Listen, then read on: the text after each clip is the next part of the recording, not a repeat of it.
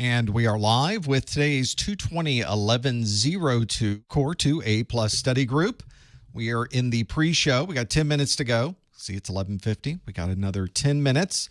This is the part of the show that's before the show where I check and make sure recordings are going. Yes, they are. You see the silence down here.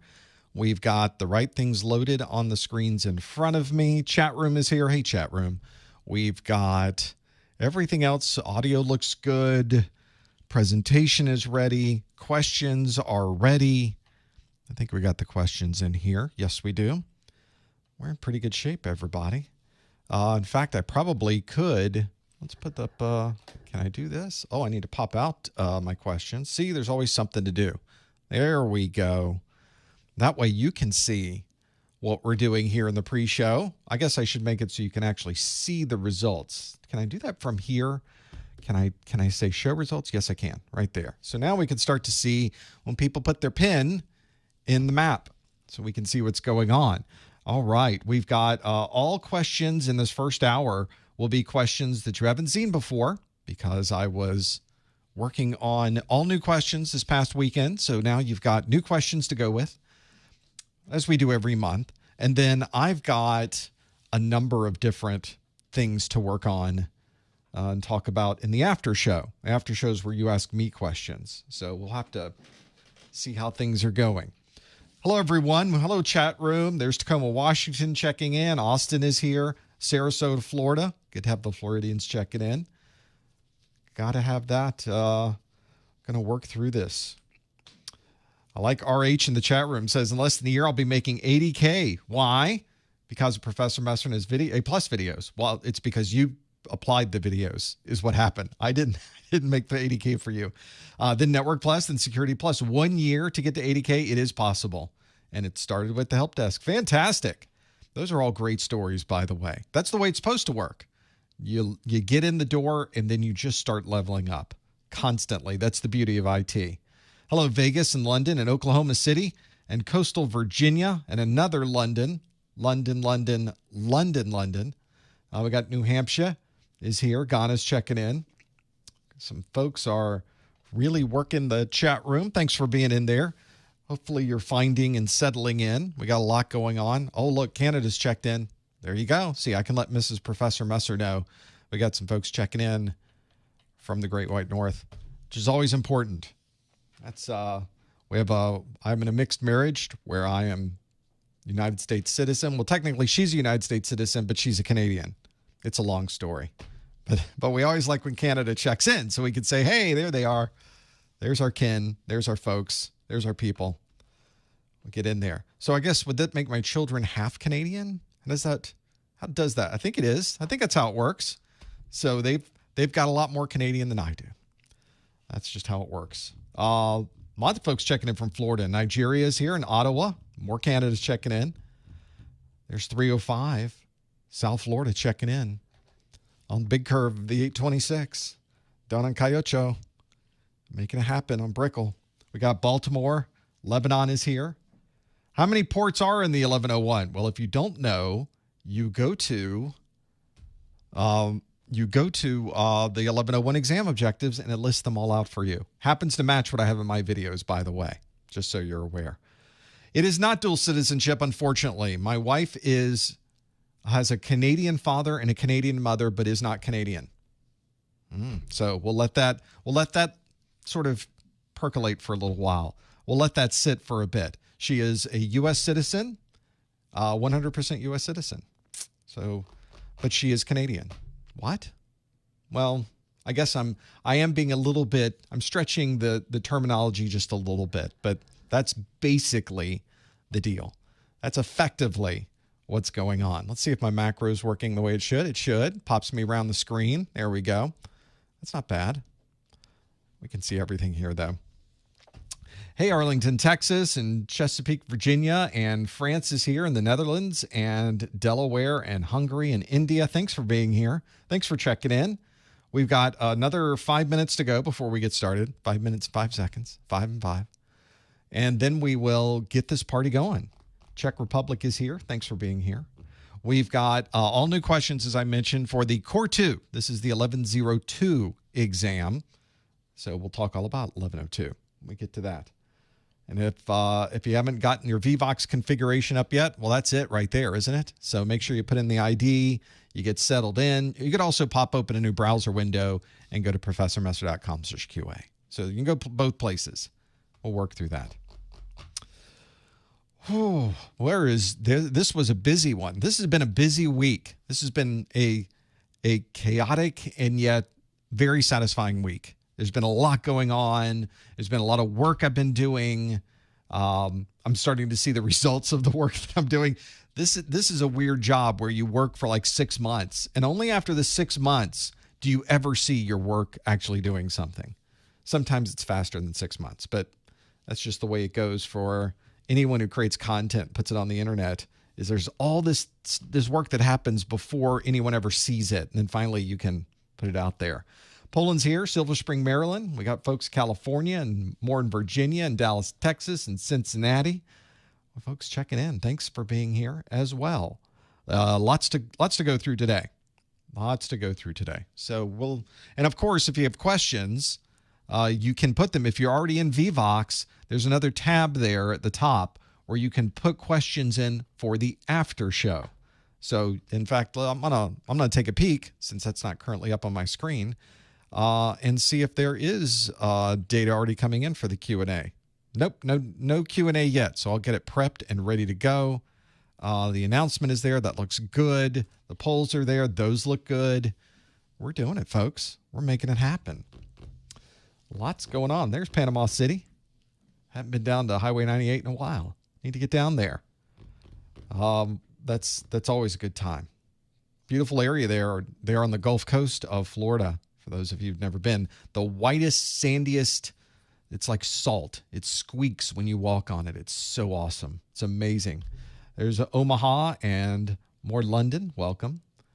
All right, we're going to get started here in about 2.5 minutes. Let me do a last check, make sure all the things I need. I'm sure I'm missing something, but we are recording, so that's good.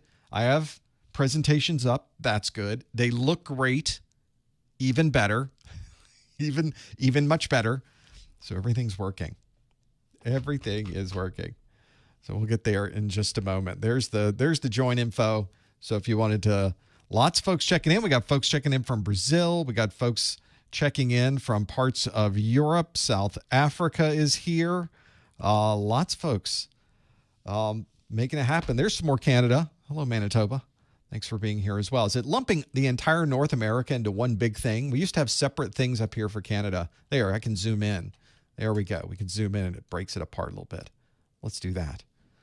I know it's going to cut off somewhere, but at least we can see our friends up to the north and to the south and to the east and west, and see exactly how many and where in the United States. So it's all good. All good in the neighborhood, folks. We got a couple minutes, minute and a half. I guess I should prepare myself. Let's get a presentation going here. Thank you. I need a big, nope, that's not the right one. Will it play this new one? Yes, it will. Good. Okay. That works. It's a little bright. My eyes. Okay, that looks good. Oh, what else we got going on? Douglas says, was at the beach on July 4th this year. Good time to be there. Good time to be there. Not now. Now it's really, really hot. What happened? It was so nice on the 4th, and then everything shot up. Okay, we are in good shape there. These look good here. Let's prep cameras. Let's get... Is that ready to go? Yes, it is. That's ready to go. Okay. I think we're in good shape, folks. We might actually make this work today. We have less than a minute to go. A few seconds, I would think. I need another timer here somewhere. I have everything to the minute. I don't have any second hands in front of me when I start the presentation. So there's all these little things we have to correct. We got to get them fixed. I wonder if I could change my mixer. You can't see it here.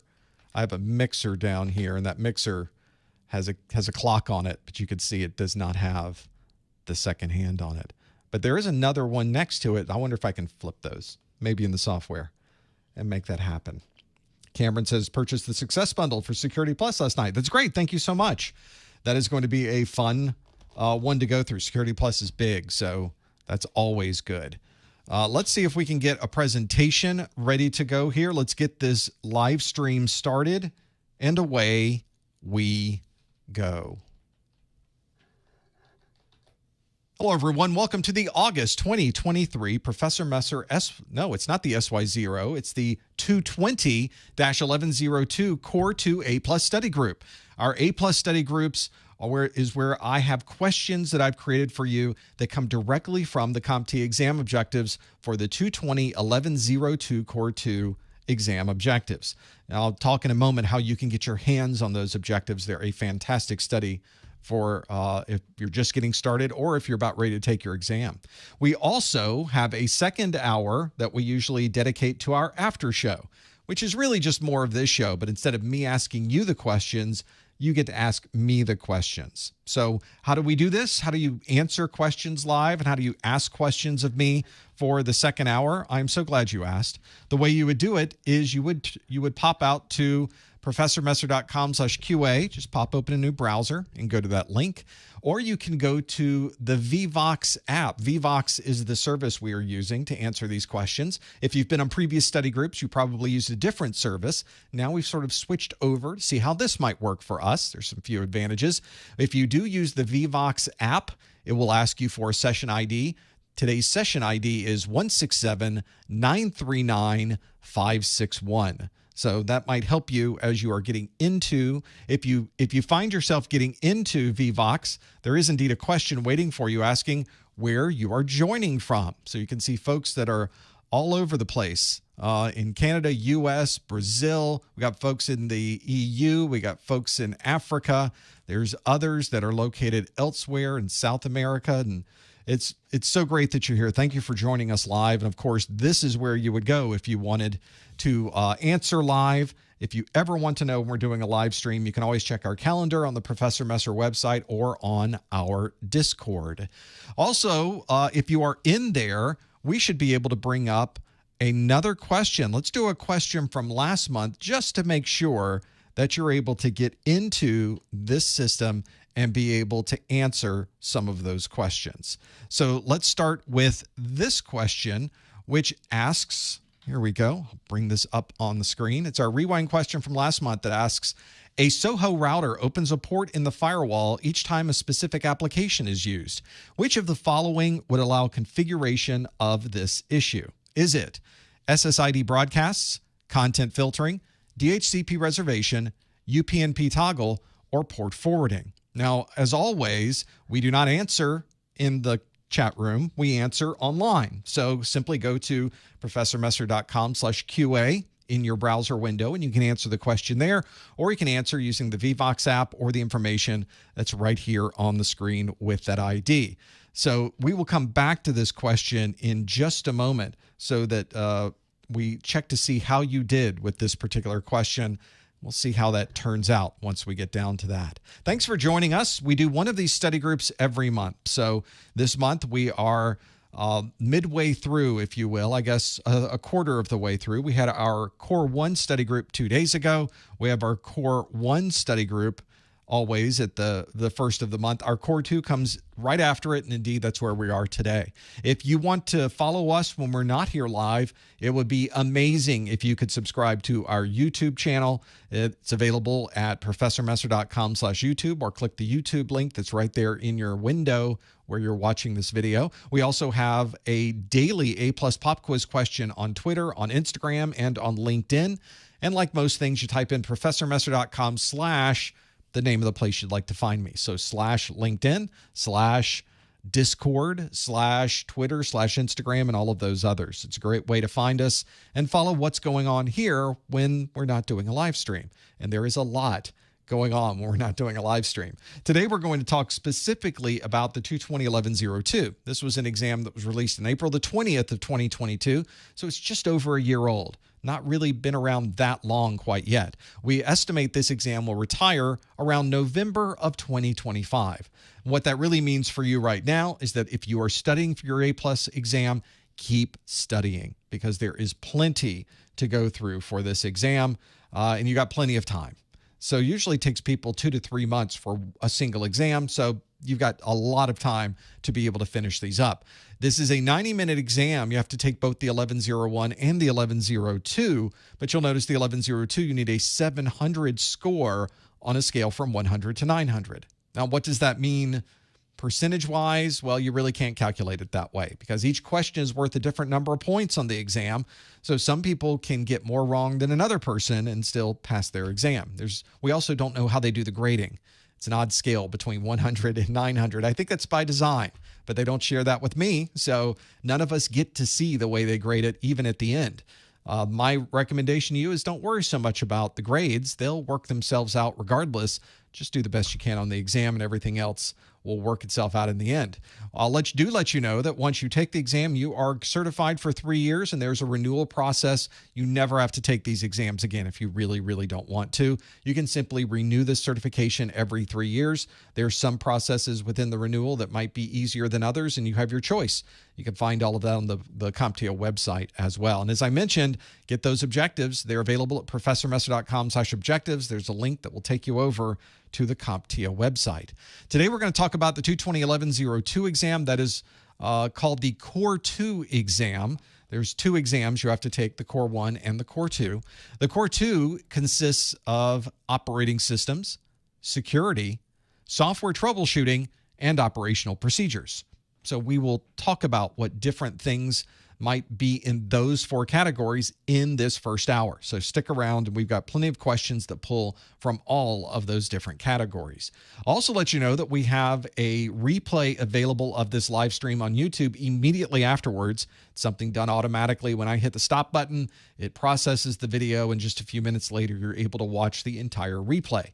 I also create an audio-only replay that I publish in podcast format. You'll find that available at professormesser.com/podcast. It's also available on your favorite streaming audio service. So if you like Spotify or Apple Podcasts or Google Podcasts, pick your favorite podcast listening, and we're there as well. So you don't even have to subscribe to a podcast. You can simply listen to the results of that podcast on Spotify. And so it's anywhere you want to be. That's the goal. And if it's not on your favorite streaming service, let me know. We'll add it to that one as well. There is also in that replay on YouTube, you'll notice in the YouTube video description that there's a list of timestamps. Those timestamps don't happen automatically. They are magically done. No, they're done by my marketing manager, Lori, who does a great job at watching this replay. Hey, Lori, how's it going? She's going through this entire thing probably at 2x speed and putting in all of the timestamps for you, and she has done this for years. So you can go back to any of these previous live streams, and you simply click on the timestamp in the YouTube video description, and it jumps right to it. That's fantastic. You can find exactly what you want whenever you want to find it. So even though this is a 2-hour stream, you can easily locate exactly what you're looking for. Also let you know that if you are looking to find what we're doing when we're not in this live stream, I'm always in our chat room. It's on our Discord server. You'll find it at professormesser.com/Discord. You can find that also as an icon at the upper right of my website. Both of those will work to get you onto the Discord server if you are not there already. And why aren't you there already? There's lots of other people that are there studying, working towards their A+, Network Plus, Security Plus certifications. They're opening their own chat rooms at the bottom, their own sharing, video sharing and audio sharing rooms, so you can go into those and study with other people who are studying for the same thing that you are. It is a great way to go through the process of studying and being familiar with what you may want to study and in fact, things you may not need to study. There's people there that can help you as well. Join us there at professormesser.com/Discord. I will also let you know that eventually you will have to take your exam, and you have to pay to take your exam. That payment is one that you can make directly to CompTIA, but of course that's at full price. That is at the suggested retail. They don't discount anything over on the CompTIA website, but I have the same voucher available for you already discounted on my site. You can save quite a bit of money by going to professormesser.com/vouchers if you happen to be in the US or Canada. So that's a great place to go. Unfortunately, I don't have vouchers for other places in the world quite yet. So US and Canada and a number of US territories, you can go to professormesser.com/vouchers. And not only are you getting a discount on the voucher, I'm going to give you a free copy of my Exam Hacks ebook. This is an ebook you cannot purchase. You either have it included with your Success Bundle or you get it when you purchase your voucher. It's a compilation of tips and tricks that I've accumulated over the years when I've taken my exams. I think some of those tips might help you as well. Why not give you every opportunity to do the best job that you can on this exam? And so when you get your voucher, you get a copy of my Exam Hacks ebook as well. That's all on my website at professormesser.com/vouchers. So let's have a look at the question we asked earlier. It was, a Soho router opens a port in the firewall each time a specific application is used. Which of the following would allow configuration of this feature? Would it be SSID broadcasts, content filtering, DHCP reservations, UPnP toggle, or port forwarding? And we can see from the results that port forwarding has seemed to won this particular day. 52% of you say port forwarding is the answer you were looking for. 25% say UPnP toggle. We've got 12% that say content filtering. About 10% say DHCP reservation. And just over 1% say SSID broadcasts. Well, 52% saying port forwarding is what happens each time a specific application is used. Well, that's not exactly what's going on at all. In fact, the thing that is automatically starting or allowing the configuration of this feature is something called plug and play. In fact, universal plug and play, to be more specific, because plug and play in the world of Windows is something completely different. This is one of the oddities of the way we use terms in this industry, is that in Windows, there's both universal plug and play, and then there's also plug and play, which, by the way, both came out at about the same time, which even made it more complicated. Universal plug and play is a configuration option within your router that has it automatically open ports to the world when you start a particular application on your side.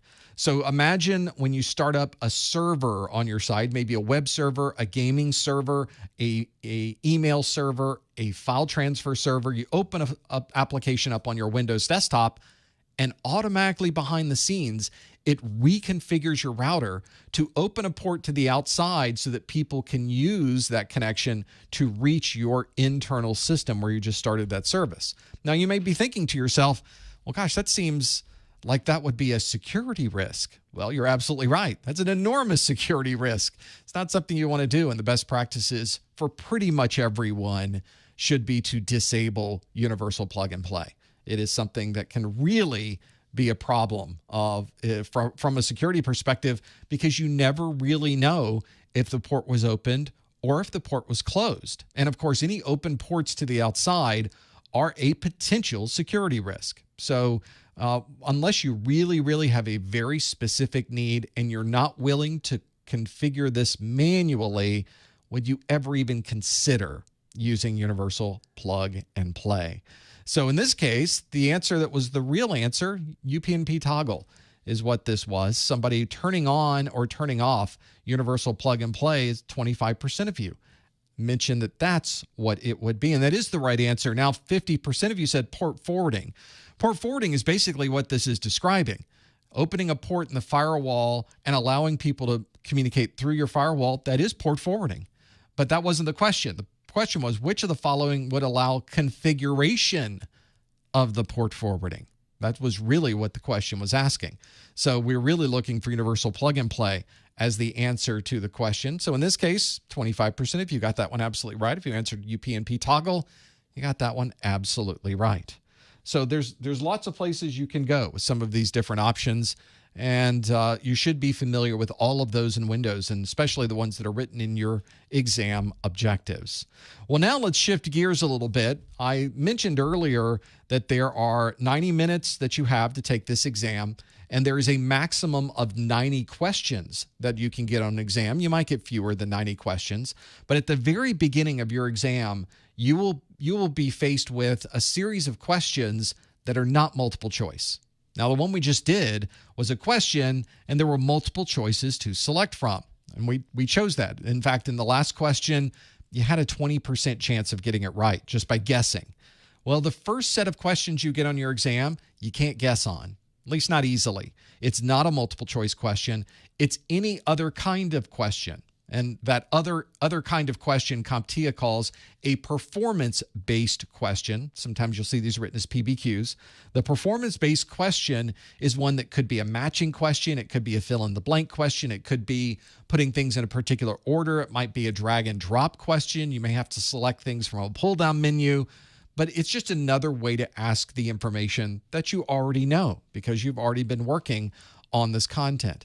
So I have for you, as I do with all study groups, the first new question of every study group is a question that is a performance-based question. And the one I have for you today is a matching question. This question asks, match the utility to the description. And I have a number of different utilities listed here. I have 4 utilities and I have 7 descriptions, which means we will have some left over at the end. The 4 utilities are SFC, PathPing, CHK-DSK, and NetStat. And those 4 utilities, you need to map one-to-one with one of these 7 different descriptions. The first description is A, transfer a folder between data center locations. The next is identify any logical file system errors. The third is add a new partition from the command line.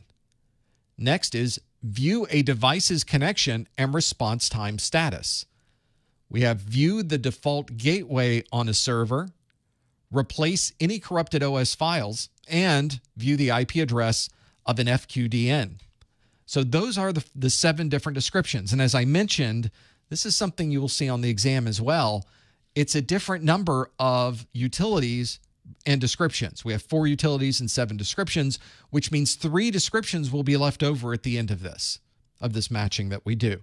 If you want some extra bonus points, tell me what different utilities might fit the 3 things that are left over at the end. So we'll even take it another step further. That's something you won't get on the exam, and that'll just be bonus points for you, which, by the way, mean nothing. But it's good to say it that way, isn't it? It's a good chance to see if we can do that and make those happen. So hopefully that can help you as well. Whenever you get into these and work through them, that's the part that is the most important, is really stepping through and understanding each one of these, because all of the descriptions refer to utilities that you should know as part of your exam. So that might help you as you're stepping through these. See if you can put them in. They are at professormesser.com/QA or in fact, if I flip over to the Vevox, for those of you just joining us, you can go to the vevox.app and go to that ID there and put in what you think the answer might be. So this, as I mentioned, is a very common strategy for this exam, is they want you to put in and match 4 of these, but because you're matching it to 7 of the others, it becomes a little more complicated. Now, all you have to do to submit this, if you already think they're in the right order, it's just submit 1A, 2B, 3C, 4D, and you're done. Obviously, it's not in that order. That would be a little bit too easy. But hopefully, this is something that you are already familiar with. All of these utilities and all of these descriptions, again, do come from the exam objectives. Make sure you are familiar with them. I will tell you also that a lot of people will look at these utilities or these descriptions, and they'll just memorize the name of it. For instance, if you happen to know what SFC stands for, they'll just know that that's what the abbreviation is. For instance, in the last one, we did DHCP, the Dynamic Host Configuration Protocol. But that doesn't really tell you how DHCP is implemented. It doesn't tell you how DHCP or when DHCP should be used on a particular system. It's one of those situations where you do run into problems sometimes with finding the right answer with these, because maybe you didn't study what they are, and instead you just worked through and had a real problem trying to find the right information in the big list of things. So the fact that there's 4 descriptions or 7 descriptions and 4 utilities, that makes it a little bit more complicated to get through. So hopefully you're familiar with these particular utilities. Let's see how you did with this one. We're going to match the utility to the description. And let's start with the very first one, which is SFC. SFC is the first utility on this list. Now, if you know SFC stands for, what does it stand for? System File Checker. So SFC will check your files. That's exactly what it's designed to do. In fact, it will go through all of your core operating system files. It'll see if any of them have been changed since those files were installed by Microsoft, by Windows, and being able to work through them. So when you start getting into the details of this, you'll find a third-party utility makes a change to your core operating system files. Usually that's malware, because who else should be changing your core operating system files other than Windows Update? If Windows Update isn't doing it, that's probably pretty suspicious. So SFC is a great utility to go through to see, are we really working with what we originally installed? So it's a nice sanity check to make sure that the files you originally put on the system are still there. And if they aren't there, if they've been changed, it will tell you they've been changed, and it will give you the option for replacing them with one that is trusted. So that's a nice little utility. It can really save your bacon when you run into problems for System File Checker, that is to replace corrupted operating system files. Next on your list is PathPing. PathPing matches to viewing a device's connection and response time status. If you've ever used PathPing, it's almost a combination of a ping command and a traceroute command in one utility, and it's all in Windows. This is really a Windows type utility. There are certainly utilities like this you can get for other operating systems like Linux and Mac OS, but PathPing is one, and that term is one that you commonly find relating to Windows and the way that it operates. It also is a utility that takes a bit of time to run because it performs a trace route, and then it begins a communication test to every hop along the trace route. So this might take a number of minutes to run to a particular IP address, especially if there are a large number of hops between you and that destination device. PathPing is an interesting utility. It's in my video that discusses these utilities, the network-based utilities in Windows. I demonstrate all of these, so you can start to see the results that you get when that runs. But it takes, as I mentioned, a couple of minutes. I had to cut the video, wait for it to finish, and then have the video start up again just so you can get a perspective. Otherwise, we would just all be sitting there for 2 minutes while we waited for this thing to run. Next on our list is CHKDSK, as I mentioned it earlier, which stands for check disk. That's what that stands for. I didn't want to say check disk because it pretty much gives away what it does. It checks your disk.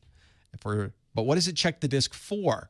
Well, in the case of check disk, it can check for logical file system errors and physical errors on the drive medium. So you have a couple of different options there, but most commonly people associate this with checking the logical file system and making sure that the index of files on your system match the actual files that are located on your storage device. Just a great way to do a cross-tabulation between those two. You're effectively going through and checking and making sure everything is where we expect it to be. And if something is misfiled somewhere, your system will correct the index or correct the files and make sure that the indexing and the logical file system indexing is all working the way you would expect. Lastly on our list is NetStat. What is NetStat? What is that NetStat that we're working with? That allows you to view the IP address of a fully qualified domain name. So that's the one where I use an abbreviation. You do have to know what an FQDN is to be able to answer that particular question. So viewing the IP address of a fully qualified domain name, for example, when you go to your browser and you type in www.professormesser.com, well, how does it get to my site? Because my site isn't named on the internet. It just has a number, just has an IP address. So NetStat allows you to query a DNS server with a fully qualified domain name. A fully qualified domain name is like www.professormesser.com, and it will report back to you, oh, I know where that is. Here's the IP address to professormesser.com. So NetStat allows you to perform that same function, not in a browser, but from your command line so that you can see what the results are. Great for troubleshooting, especially since we all know it's always DNS. So that's something that can really help with your troubleshooting, both NetStat, and if you didn't want to use NetStat, you could use Dig. For those of you on Linux, maybe you've installed a Windows version of Dig. DIG, just like it sounds. It's a great little utility. They both do a similar thing. I think the industry is slowly migrating off of Netstat and moving to DIG for a number of different reasons. DIG is a little bit more flexible in what it provides, and having those. You can also work through, from a Netstat perspective, understand other people connecting to your system. You can work through a lot of other things with that. We also have 3 that we did not use: transferring a folder between data center locations, adding a new partition from the command line, or viewing the default gateway in a server. We didn't have a utility set in that list for doing that. So hopefully that's something you can work through and understand what the differences might be for all of these. Now, what about those 3 that were left over, though? What utilities could we put into that list? So transferring a folder between data center locations, what would we transfer? How could we do that? There's a number of different ways to make that happen. Transferring a folder between data center locations can be done with copy. It can be done with Xcopy. It can be done with RoboCopy, but I only had enough room to put one of them in here, so I just stuck RoboCopy into this list. RoboCopy is the robust copy. It's a good way to transfer a folder between data center locations, but you could also do it with copy or with Xcopy as well. We also have diskpart as adding a new partition from the command line. That is the command line that allows you to manipulate partitions and disk configurations. So instead of running your disk management utility in Windows, you can run diskpart from the command line, and that would work great. We also have view the default gateway on a server. Great way to do that's with ipconfig or ifconfig. Both of those will work depending on what operating system you're using. I did sort of talk about Netstat as viewing the IP address of an FQDN. I think it would be more accurate to say, as people in the chat room were saying, is say NSLOOKUP or DIG. Netstat is very good for viewing the IP address of incoming connections to your system. So I'd probably cross that one out. We'll take that one and say, well, it's a live stream, and that's the way it works sometimes.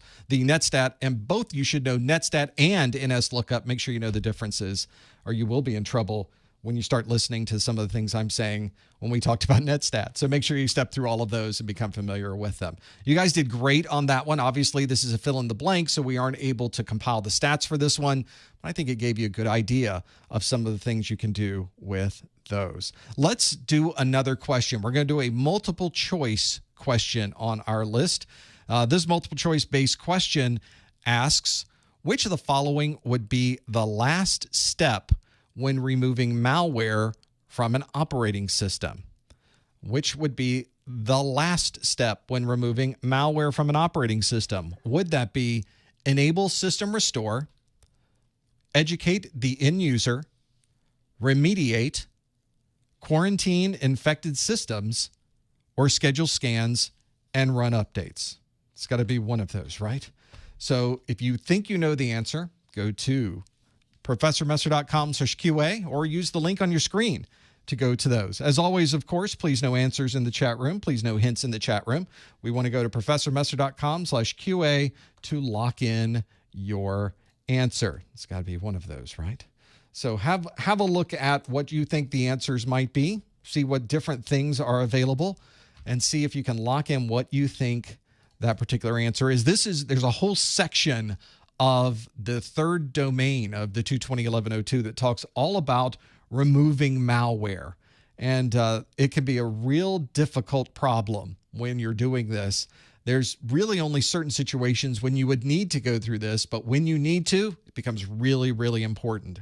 And this last step, it's an important step. So make sure you don't forget. Every step is an important step when you're trying to remove malware and become familiar with it. If you think you know the answer, there's your Vevox link with the ID up there, or you can simply pop open a new browser window and go to ProfessorMesser.com/QA to lock in your answer. Maybe that's how we should focus on these.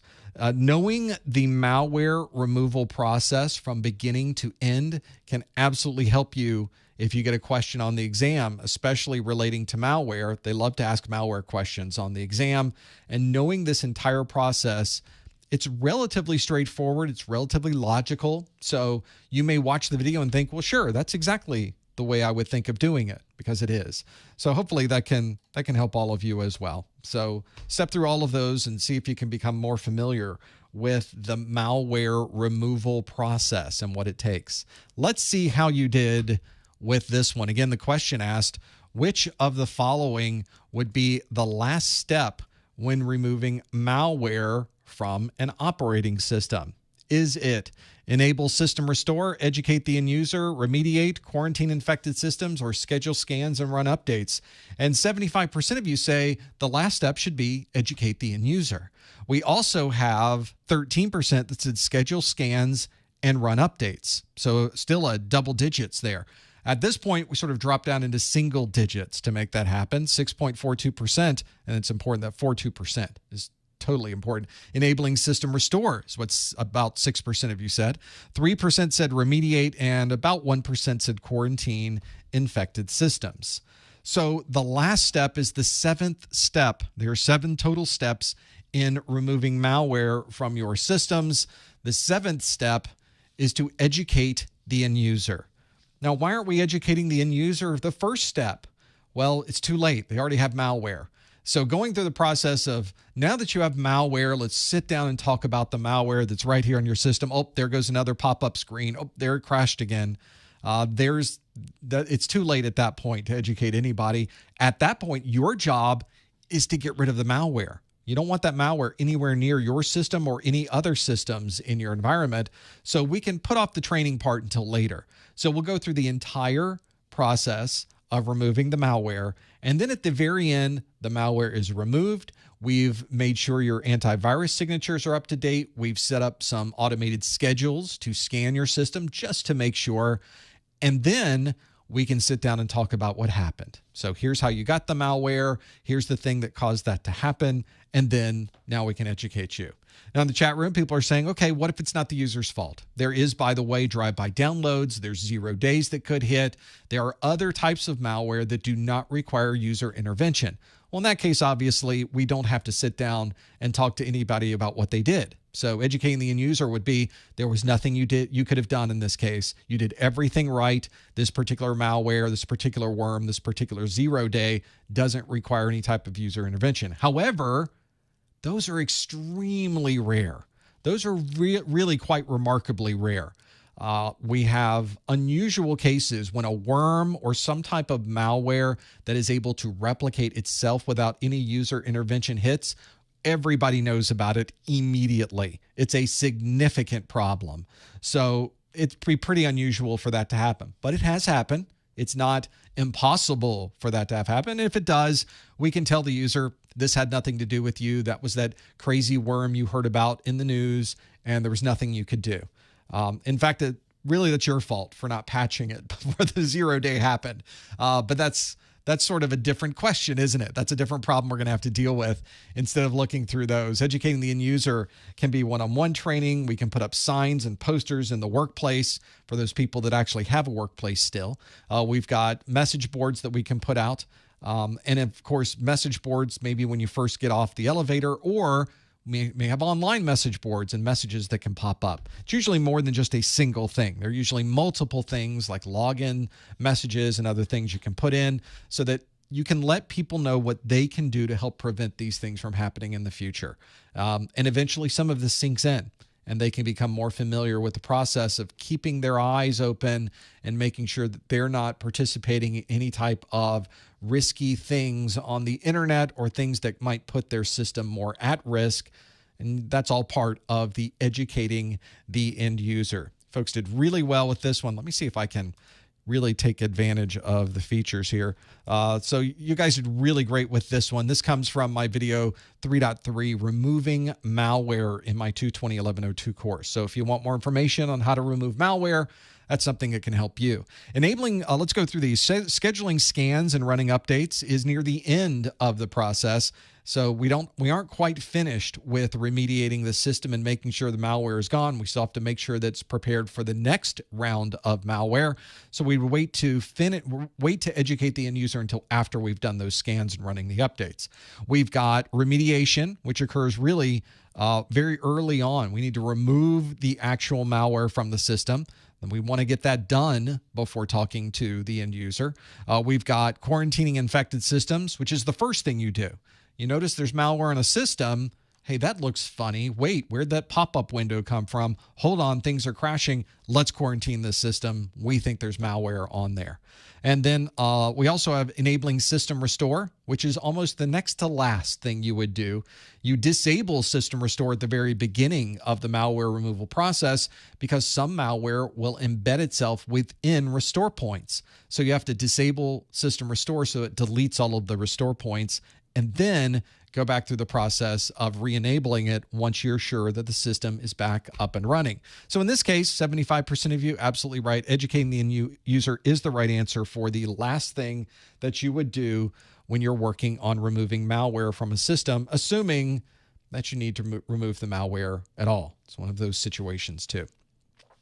So hopefully you're familiar with that. If you're not, make sure you go check the videos. Let's do another question though. I've got another one for you. This next question is, a system administrator would like to automate a change to the Windows registry on all desktops. Which of the following would be the best way to perform this task? And I have for you some unusual answers. So, and again, please don't answer in the chat room. Please no hints in the chat room. The possible answers are .py, .sh, .js, .ps1, .vbs. This is one of those where you have to know what the answers mean to be able to answer the question. So the question again asks, a system administrator would like to automate a change to the Windows registry on all desktops. Which of the following would be the best way to perform this task? Is it .py, .sh, .js, .ps1, .vbs? It's got to be one of these, right? All of these are real things, by the way. For those of you wondering, what is he talking about? Did you just put down a bunch of letters? Well, sort of, except they do mean something. Each one of these are important to know. In fact, if you don't recognize one of them, make a note of it so that you can go back to your exam objectives and look through the things that perhaps need a little bit of refresher. Be something that can really help you. So this is one where you kind of have to put on your system administration hat and think about automating a change to the Windows registry on all desktops, and think about what would be the best way to do this, which, by the way, is a very common thing to run into. If you're someone who is a system administrator, you're tasked with this all the time. People will come to you and say, we need to do this. We need to put a message on everybody's desktop when they log in. We need to update a particular file on everybody's desktop. We need to automate some type of change to the Windows registry. Maybe you got a message that said there's a 0 day that's out, and one way to mitigate it is to change a registry setting that effectively disables the 0 day from taking effect. Well, then we need to put that registry change on all of our systems. How could we do that? What would be the best way to do that? That's really our question. I think I've talked enough. Talked around the answer enough, haven't I?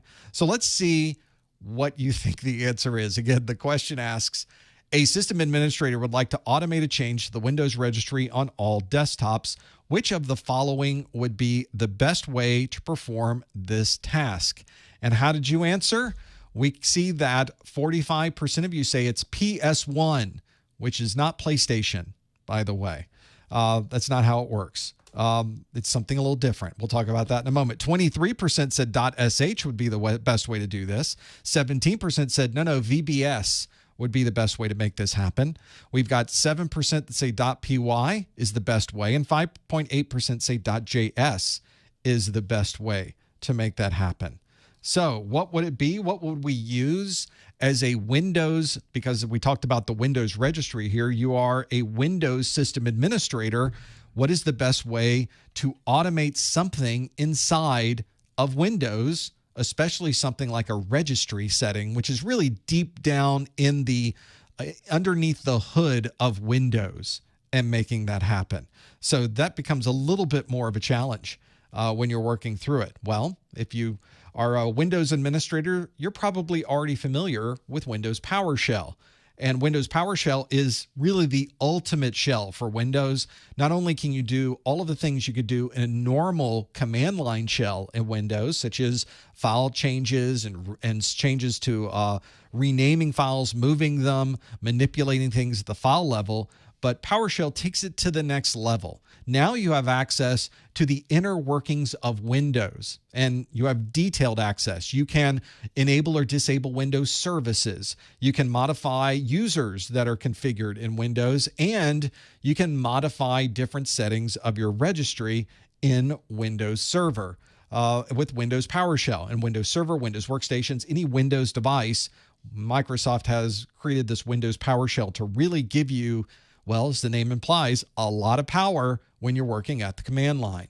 So you'll often hear people say that this uses not just scripts, but it uses commandlets. That is the terminology we use when describing these. A lot of people just say, oh, it's a PowerShell script. So don't get too wrapped up in all of these. So we'll talk about the details of these. And then you've got standalone executables you can create from your PowerShell scripts so that it's no longer looks like a script. It looks like an application you can run, which, by the way, makes it so easy to deploy. You can just give somebody the executable and say, just run this. It'll update your registry and you'll be fine. You're not online right now, so just I'll email it to you and you can download it and just run that executable, and you've got everything you need to be able to make that happen. PowerShell is very, very, very, very powerful in a Windows environment. It really allows you to do quite a bit of system administration, modify Active Directory, modify registry. If it's in Windows, you can probably do it with PowerShell. So that is the answer we were looking for. Let me bring up another list of these answers. You can see that I'm still learning the new system as well with all of these. This is the right answer was PS1. That's what we were looking for. The PowerShell is the right answer, and that is the file extension for PowerShell. So that is the one that we would use for Windows.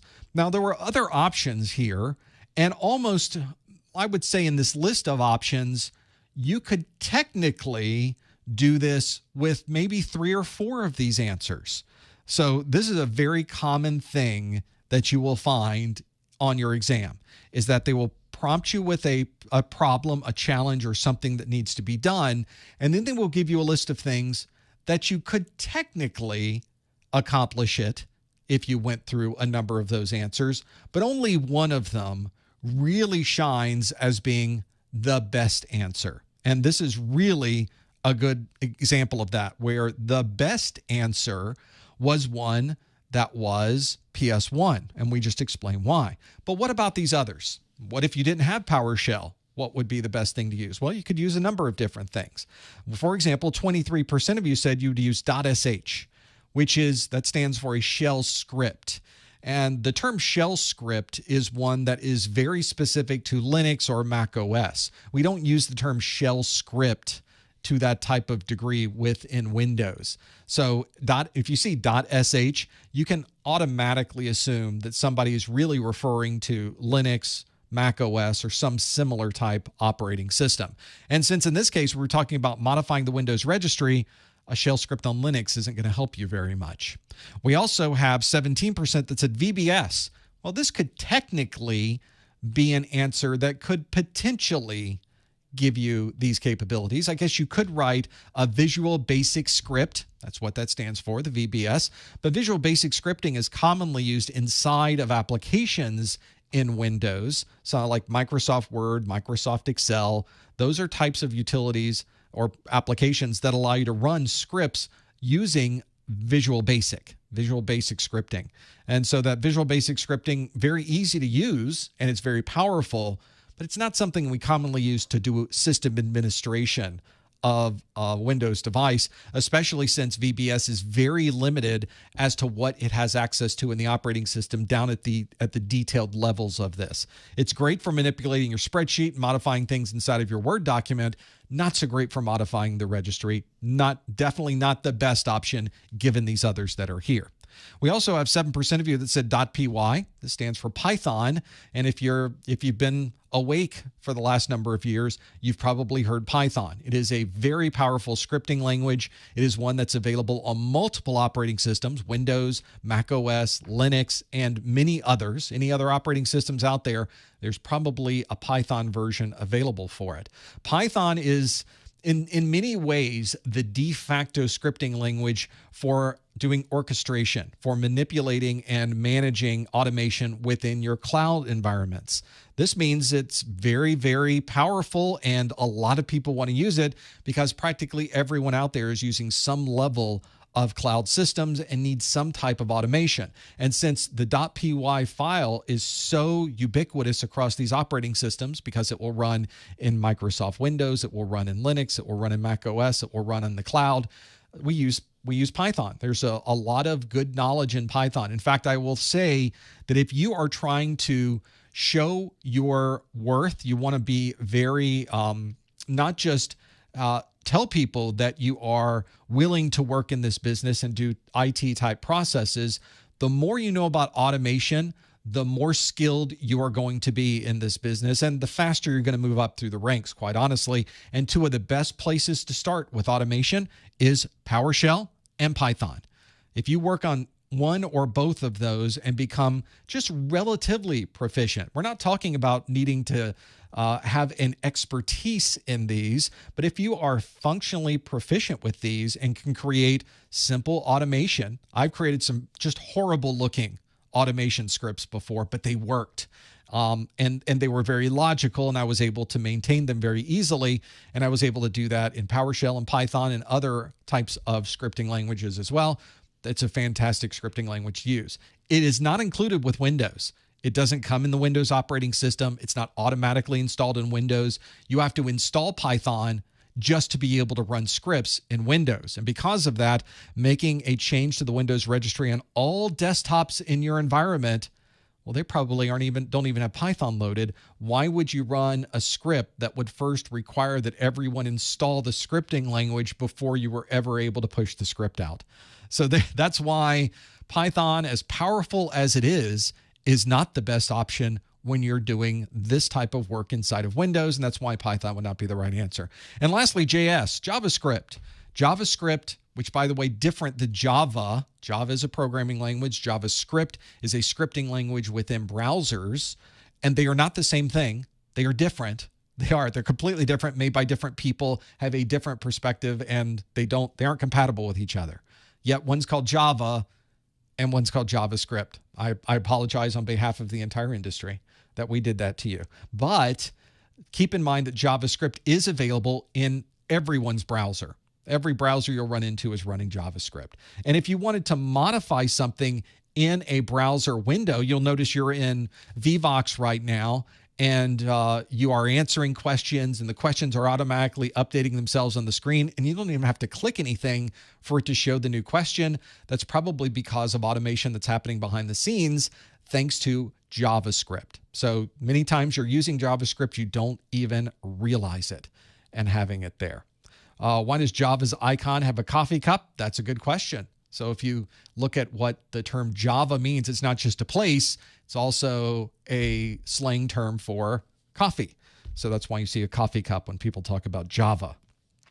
So that is your answer to this question. That's why PowerShell really would be the best choice for this particular task, but not all tasks. You have to look at what the task is, understand the operating systems that you would use, and pick the right scripting language for that. And for that, you will absolutely want to check the videos we have in section 4.8 of our 2011-02 course. That video is called Scripting Languages. That can help you as well. Well, there's a lot there to go through. We've already talked about scripting languages and networking and security and all kinds of other things that are in this list too.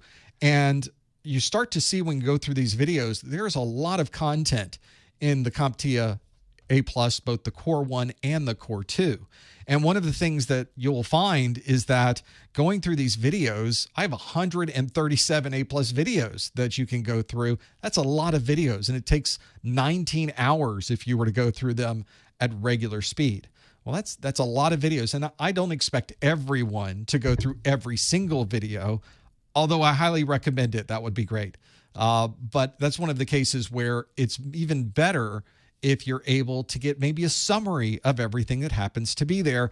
And that's why I created my course notes, because I realize everybody doesn't have time to go through every single video. But wouldn't it be great if all of the content of every video was in one single place? And it is. Both my Core 1 and Core 2 course notes have everything from every video. Here is my Core 2. All those are the exam objectives. Here are the course notes. It'd be good if you could see them. There we go. So here are the course notes. The course notes themselves, this Core 2, 56, 57 pages of course notes. And you can see that it has all of the text, all of the charts, all of the important graphics, all of the details you need to know. And this steps through every single video in order, and so that it's also numbered with the exam objectives, so you can find exactly what you're looking for either from the index or simply by flipping through the exam objectives. You can also see that my course notes are available in a digital edition that you see on the screen or a physical edition that I have here. I'll print you out a book and we'll send the book to you. This is one that's available, and when you purchase the physical edition, you get the digital edition for free. But you got to get the physical edition for that to happen. That means that I'll work on printing this and shipping it out to you. And in the meantime, you can download the digital edition that you see on the screen there and immediately start working. This is something you can download immediately after purchase. So that helps you as well if you're working through the details of this. If you want to learn more about my course notes, very useful. Have a look at them, professormesser.com/1102notes. That's where you can get that from. Let's do some more questions. I have more for you. So let's step through the next on our list. We were talking about security, right? This next question asks, a company uses a proxy to provide network security. Which of the following should be used to configure this setting in Windows Control Panel? Would you use Internet Options, Computer Management, Performance, Data Usage, or Printer Properties? A company uses a proxy to provide network security. Which of the following should be used to configure this setting in Windows Control Panel? Internet Options, Computer Management, Performance, Data Usage, or Printer Properties, all of which, by the way, are in the Windows Control Panel. So this becomes even more complicated. Find the one that you think is the right answer, connect to it, either follow the link on your screen for Vevox, or you can pop open a new browser window and go to professormesser.com/QA. Be able to get to all of those. That might be something that can help you. By the way, and again, all of these are real answers that are really in Windows. So if you are not familiar with the Windows Control Panel, make a note of the things that perhaps you don't recognize here.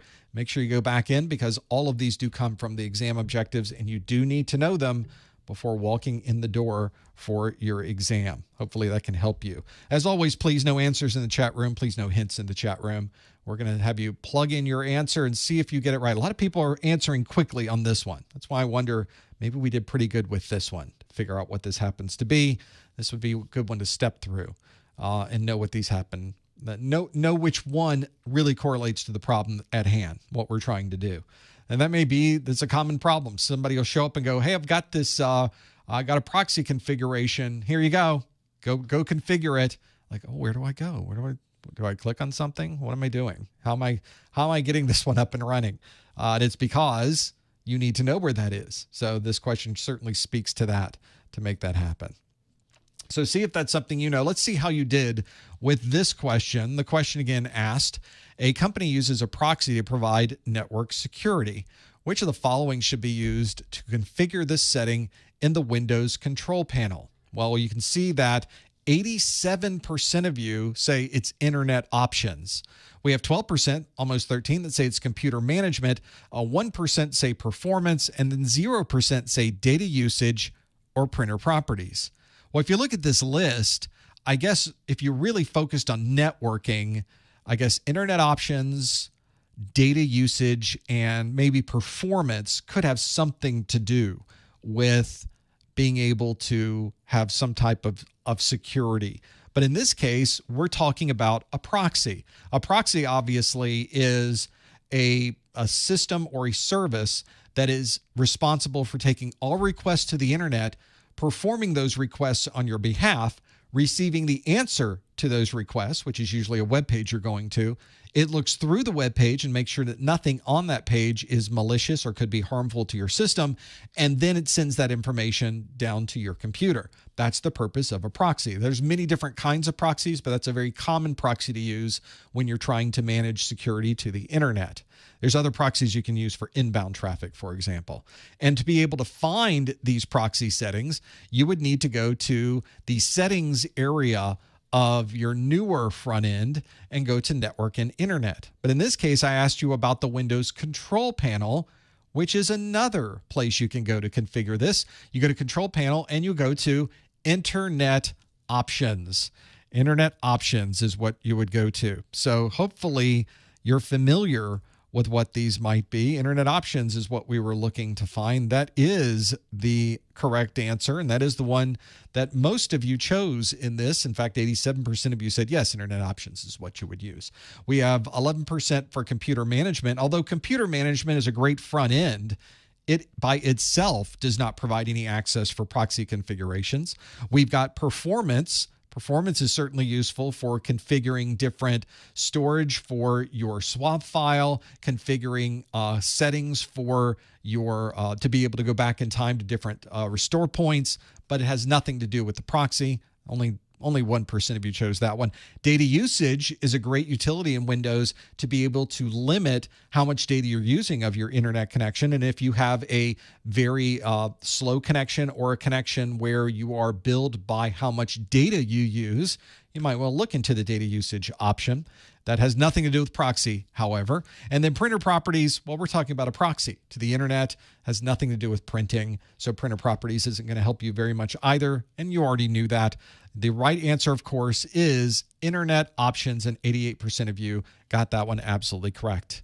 If you're watching this video for continuing education unit credit, I would love to send you an email that has a list of, or at least certifies that you were here for this 1 hour of an A+ study group.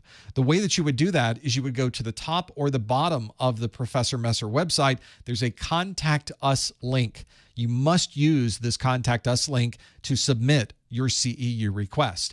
When it pops open a form, you're going to put in your name, your email address, put in a subject line of August 2023, and in the body of the message on a line by itself, you're going to put the super secret code words of the month, printer properties. Printer properties is your super secret code words of the month. So put that in there. And if you'd like to put any other text into the body of that message, you're more than welcome to. I do read through every single one of these. I'm not able to respond back to all of them because I get hundreds of these CEU requests every month. I'm not able to send back 100 of responses, unfortunately. I wish I was, but I do love reading them. A lot of you talk about where you are in the process, that you've already got your certification, you're renewing, or maybe what you're doing with these CEUs. There's always something interesting in there. So thanks for adding that additional, but you don't have to. You can simply put your name, your email address, put August 2023, and then put printer properties. I'll take it from there. You don't have to put anything else if you don't want to. So easy to do. And it takes me about a week to turn these around. So you don't have to text me the next day or put note in Discord the next day saying, where is it? I sent you the request and I haven't seen it. Well, I usually do these on the weekend. So it usually takes me about a week or so to be able to get them back to you. But don't worry, I will work on them. I will get them to you. If you're short of time with them, let me know. Some people are trying to renew very, very quickly and are doing it by accumulating CEUs. And I don't mind sending them out immediately if that's something you need to do. So hopefully you're familiar with these options for the control panel, something you can do. Hopefully you were familiar with that and being able to work through it. Now, I know we're close to the top of the hour, but I have a couple more questions for you. So let's go through the next set of questions that I have. I think it's a pretty good question to talk about. So maybe we'll do these next two. Next on our list is this question that asks, a system administrator has recovered deleted data from a previously used hard drive. Which of the following was most likely used originally to delete this information? Is it secure delete, low-level format, quick format, FDE, or regular format? A system administrator has recovered deleted data from a previously used hard drive. Which of the following was most likely used originally to delete this information? Is it secure delete, low-level format, quick format, FDE, regular format? It's got to be one of those, right? Those are all real things. If you think you know the answer, go to professormesser.com/QA and lock in your answer, or use the link on your screen to go to vevox.app and put in the ID 167939561. Went really fast on that, didn't I? You can see it on the screen, though, which is why I went really fast through that. And at this point, you're probably already there. You're probably just waiting for the next thing to show up. That's a pretty important part of this. Whenever you get into security and data and protection and storage, this always comes up, which is how do you make sure data that's there, or maybe you don't care of the data that's being deleted, can it be recovered? Can it not be recovered? This is the question we are faced with in this particular question. But instead of saying, can you recover it? We did recover it. So how did that happen? Well, that's really what this question is about. And obviously, if you're in charge of stored devices or storage drives, you're going to need to know this. So let's see how you did with this one. It should be pretty good. Let's see. The question again asked, a system administrator has recovered deleted data from a previously used hard drive. Which of the following was most likely used originally to delete this information? Well, if we have a look at the results, you can see that 68% of you say it's quick format. We have 15% that say secure delete. 8% said low-level format. 4% said FDE. And 3% say regular format. Now, 67% was a pretty big number compared to the others that are there. But which one of these would be the right answer, and why would one not be better than the other? Well, let's look at what these different options are. Low-level formatting is something that's commonly done at the factory. Low-level formatting is something that the end user generally does not have access to. It's something that you can only do at the factory. Now, there are some very liberal definitions of low-level format that tend to think that it has to do with simply writing zeros or ones to everything on the drive, which isn't technically the way that we have described low-level formatting through the years. It's kind of a rewriting of the definition. For the purposes of your exam, I think it's best if you stick with this definition that's been in the industry for tens of years, which is something that happens at the factory. So that's what you would use for a low-level format. And when you do a low-level format, there's no getting that data back. It's gone forever. So that would not be the case for our situation where we were able to delete data that was deleted. Well, what about a standard format, especially one that's a quick format? A quick format allows you to perform a format or clear the system, but it really only wipes the index on that. It doesn't actually delete any of the data on the drive. And if you wanted to get the data back, all you have to do is search through the drive, grab the data and pull it off because nobody touched the actual data. It's sort of like taking a book and you rip out the index that's in the front, their table of contents. You get rid of the table of contents in the front, you throw it out. Well, you can still read the book. So you don't have the table of contents, but I bet if you go through the book, you could recreate the table of contents. And that's exactly what happens when you try to recover data that has been saved with a quick format. We also have standard formatting with a regular format. A regular format goes through every sector of the drive and overwrites it with data. You only have to overwrite it one time and it's gone forever. I know there are these programs that tell you we'll wipe it 3 times. We'll wipe this data 5 times. You only have to wipe it 1 time, and it's gone forever. The extra times are just for human beings that think that more is better. If you wipe it 1 time and it's deleted, wiping it 3 times is 3 times as good, right? No, it doesn't work that way.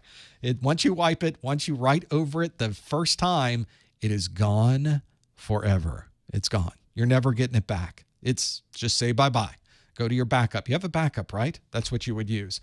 So regular format, because it goes through every sector and it writes data to every sector, it's gone. So you're not recovering if you do a regular format. You can recover if you do a quick format. In fact, most of you have even said, before I flip into that, let's see if I can show this. In fact, most of you have said, yep, that's what you would use as a quick format to be able to recover that data later.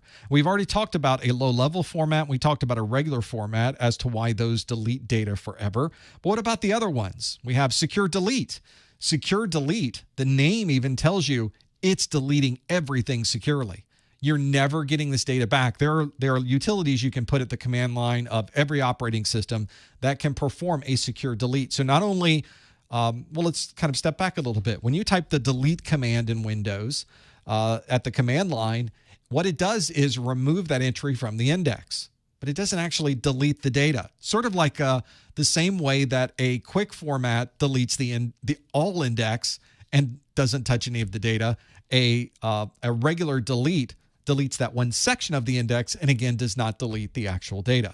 But a secure delete not only removes it from the index, but it removes the actual data, overwrites the actual data of that file. So secure delete, you're never getting it back. And in this case, we were able to recover data, and that's why secure delete would not have been the right answer. We also have FDE, the last one on the list, which is a full disk encryption. Full disk encryption is a way to protect data when you are not logged in. So somebody, if they got their hands on your laptop and they pulled out your SSD or pulled out your hard drive and they put it onto another system, they would not be able to see any of the data on that system because everything has a full disk encryption. And full disk encryption is great for protecting your data, but it doesn't have anything to do with recovering information that has been deleted. In fact, you could delete information. You could perform a delete command on a system with full disk encryption, and you would still be able to recover that data because you are properly authenticated to the system, and the full disk encryption is not something that's preventing you from getting access to your data. So that is why quick format is the only option in this list that would allow somebody to recover data that was previously deleted. And that's why we always tell you, if you want to protect your data, if you're giving away this drive, if you're selling this drive, if you're moving this drive to another system, don't perform a quick format, perform a full regular format to the system, and you'll be fine. That would be the best way to prevent anybody from gaining access to any of that data later on. That was a pretty good one to go with, by the way. We did very good on that. 67% was a very high number for the different options that we had available. So well done with that. Let's do one more question. We have time for, I know we're way over on time, but that's just because I've been talking this whole time. I do have another question for you. This question, though, comes directly from my practice exams. Now, if you haven't seen my practice exams before, I wrote these because I started looking at the practice exams available out on the internet, and I got to tell you, there's not a lot of great stuff out there. It's very limited in what it provides, and even worse, a lot of what I'm finding has some topics associated with the Core 2, but they're asking some questions that come from previous versions of the exam that you're no longer tested on. Well, that doesn't help you at all when you're trying to get your certification. Wouldn't it be nice if there was a set of questions that was properly vetted, written by somebody who's been in the industry and has written them specifically to match the exam objectives and the things you would expect to find on an actual exam? Well, I wrote those, and I created this book called my CompTIA A+ 220 1102 Practice Exams book. It is a book with 380 pages, 3 separate 90-question exams on it. So it's like taking 3 of your A+ exams. You can try this, time yourself, go through the book, see if you're able to get through those 90 questions in that amount of time. I have both multiple choice questions and performance-based questions, just like you'll get on your exam, and you get detailed information in every question. Let me show you how this works. I've got the practice exams book up right now. This is the PDF. And I'm going to do question A37. This question asks, again, no answers in the chat room. This question asks, a user has installed multiple applications over the last week. During the startup process, the computer now takes over 15 minutes to display the Windows 10 desktop. Which of the following utilities would help the system administrator troubleshoot this issue?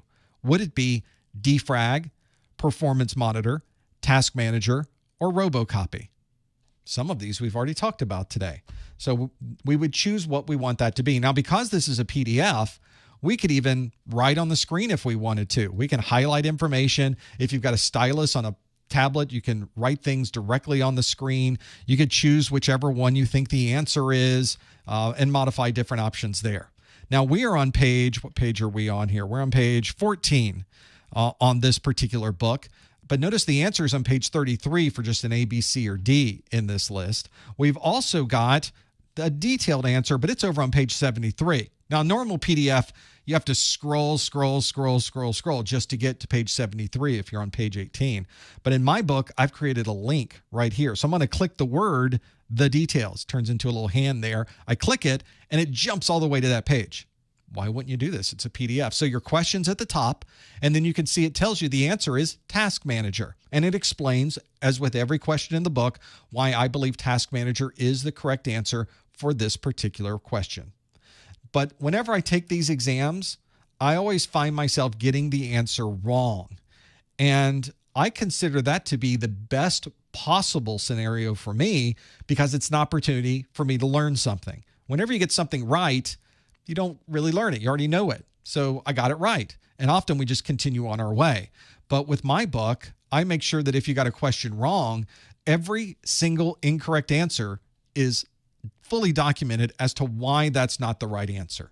So that way, if you did answer Performance Monitor, here is why Performance Monitor is not the correct answer for this particular question. And I will tell you, if you already have my book and you're already going through these and you get a question right, I highly recommend you go through the wrong answers because what's in the wrong answers might show up as a right answer on the actual exam. So this is not only an opportunity to learn something new if you get it wrong, it's also an opportunity to learn something new if you get it right, something that you commonly don't see available on the practice exams on the internet. And if you don't even understand what the question was about, I'm going to scroll down just a bit. You'll see I have a QR code and direct links to the video that describes the topic that this question came from. So if you aren't even sure what the odd set of words are that are in that particular question, you can simply go to the video and I step you through all of the details. Once I'm finished looking at the detailed answers, I can click the back button that's in my PDF reader and go back to where I started, and we can just go to the next question that's on my list. That is my practice exams book. We have both digital and physical versions available, and you can get either one. Again, if you get the physical book, I will send you, or you can download actually the digital version for free immediately after purchase. And if you buy both the practice exams and the course notes together, you get a little bit of a discount instead of buying them separately. So you might want to look at that as well. All of it's on my website. Go to professormesser.com/core2pe to learn more about those. That is my practice exams book. As I mentioned, everything you need to know for this exam is written down in great detail in the exam objectives. If you've not downloaded these objectives, you're doing yourself a horrible disservice. Make sure you grab these. They are the best thing to start with in your studies, and they are a great checklist before you go in to take your exam. They are all on the CompTIA website. You can follow a link from my site at professormesser.com/objectives, or simply go to your favorite search engine, type in CompTIA exam objectives. It'll take you right to it. You'll be able to find it that way. And it's free. There's no money there. You don't have to pay anything. Just download it. You've got it. It is a very valuable tool in your studies. Make sure you have that and you refer to it often. Well, we do one of these study groups every month. We've got a couple more coming in September. I've got them currently scheduled for September the 5th and September the 7th for my Core 1 and Core 2. But of course, here in this month of August, I have my Network Plus study group is next week on Thursday, and my Security Plus study group is a week later on Wednesday of that following week. And of course, I've got Network Plus and Security Plus already scheduled for September as well on the 13th and the 20th. Of course, all of these times are subject to change. I sometimes have to change days around. If you're wondering when the next live event is going to be, it's always updated on my website at professormesser.com/calendar. I also update it immediately on my Discord. There is a events channel that is on my Discord. Go to that events channel, and that will help you there as well. Well, the part where I ask you questions is over, sadly, but you're already asking me questions, and that's what we have the after show for. We'll talk more about how you can submit your question in just a moment. Before we get to that, make sure you have a look at my course notes and practice exams. They're on the Professor Messer website, or go to professormesser.com and 1102 success. We also have for you a number of different options for our Vouchers and Exam Hacks ebook. You can find out there at professormesser.com/vouchers. And of course, you can follow us in any of these links on our Discord, on our Twitter, on our YouTube. There's a lot that you can go through. It's all available on the website. Have a look at it at professormesser.com. Well, thanks for joining us for this first hour and the Q&A that we have. We have a lot more to go through and a lot more things we can work on. Make sure you stick around for the after show. Thank you for joining us, and we'll see you next time on the Core 1 or Core 2, 220, 1102, Core 2 A+ study group. Thanks, everybody. Okay, now we get into the after show. Let me take a sip.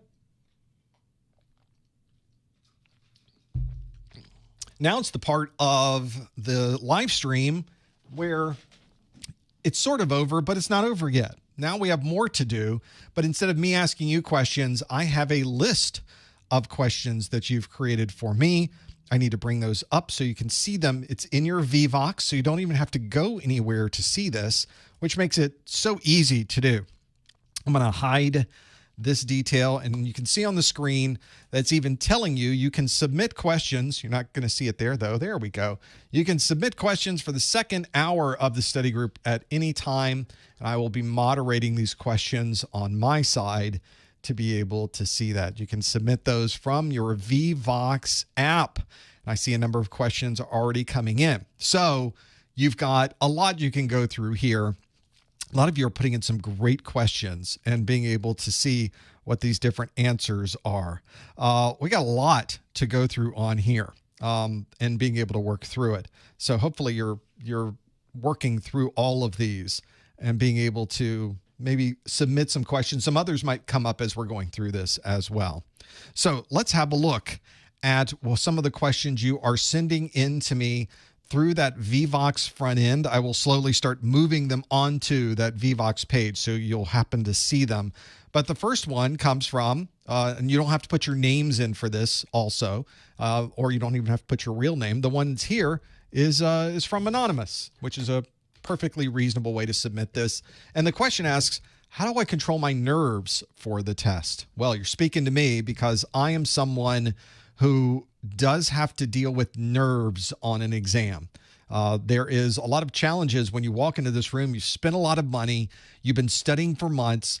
Now it comes down to this moment, and it's a make or break. We have to do well on this exam. Now, first thing you should know on this exam, when you walk into this exam, let's say you walk into the room and you don't do well, the real question that becomes, what happens? Is someone going to die if I fail? Is the world going to come to an end? Will it begin to rain down lava? What happens if I fail? No, nothing happens. Literally nothing happens if you fail. So your advantage here is that there is no worry with fear of failure. I mean, you lost your money that you used to take the exam. Trust me, that's bad enough, right? But other than that, other than the financial outlay, nothing happens. So you can already set that aside and already know that it's not going to be the end of the world if you don't pass. And I have failed certification exams myself. Don't like doing it. Get really angry when it happens, but that's true. My problem is when I walk into the room and I sit down. I think that's sort of the situation here. Controlling nerves is a problem. If I jump right into the exam and I start reading the questions, I will read the question and have no idea what that question is saying. It could have been written in another language as far as I'm concerned. So I will read the screen. I'll say, you can submit questions for the second hour of the study group at any time. We will be moderating questions during the session, so your contribution may not appear immediately. Okay, I have no idea what that was. Let me read it again. You can submit questions for the second hour. I don't understand what I'm reading. So I'm already so hyped up walking in the room that I don't know I can't function. I can't read it. I don't understand. And it takes a while. This adrenaline rush you get when you start the exam, you walk in the room, slowly begins to fade away. And after about 10 minutes or so, I find I'm kind of relaxed and I'm in the mode and I'm now reading through the exam and I'm going through the questions. So how do you get by that? How do you deal with that type of issue? Well, there is something you can do in the exams, things that I do to help make the process a little bit less stressful. The first is I go check out the testing center the day before. I drive there, or however I'm going to get there. I walk there, I take the bus, I take the train, I get to the testing center, and I already know now how to get there. If you've never been there before, that's a whole level of stress too. Am I going to get there to make that happen? So I get to the testing center the day before and I walk in. I'll say, hi, I have a test tomorrow. I'm just making sure I know where everything is. Is the testing center here? Is it over there? Is anybody in there right now? Can I look at the test room? You can always ask. Sometimes there's not a test going on, and they'll allow you to poke your head around the corner and look in the glass or look at the camera that they have and go, yeah, this is the testing room. Like, okay, now I know what I'm faced with when I show up tomorrow. So now you don't have to worry about the commute. Now you've already got that part covered. So the day you get there, I usually will go into and get there a little bit early so I can sit in the lobby and just look through some books. Now, technically speaking, I will tell you that the rules that are set by Pearson VUE, they're the company that runs these exams, technically they're not allowed to let you study in the lobby. I know. Doesn't make sense, but that's their rules. I don't make these rules. So you may want to study in your car a little bit. You get there, you read through a few things in your car or in the lobby of where you're taking the exam.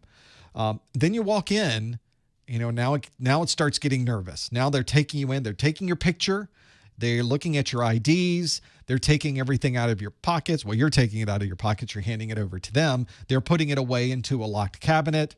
They're handing you the key. And they go, okay, time for your exam. Let's go.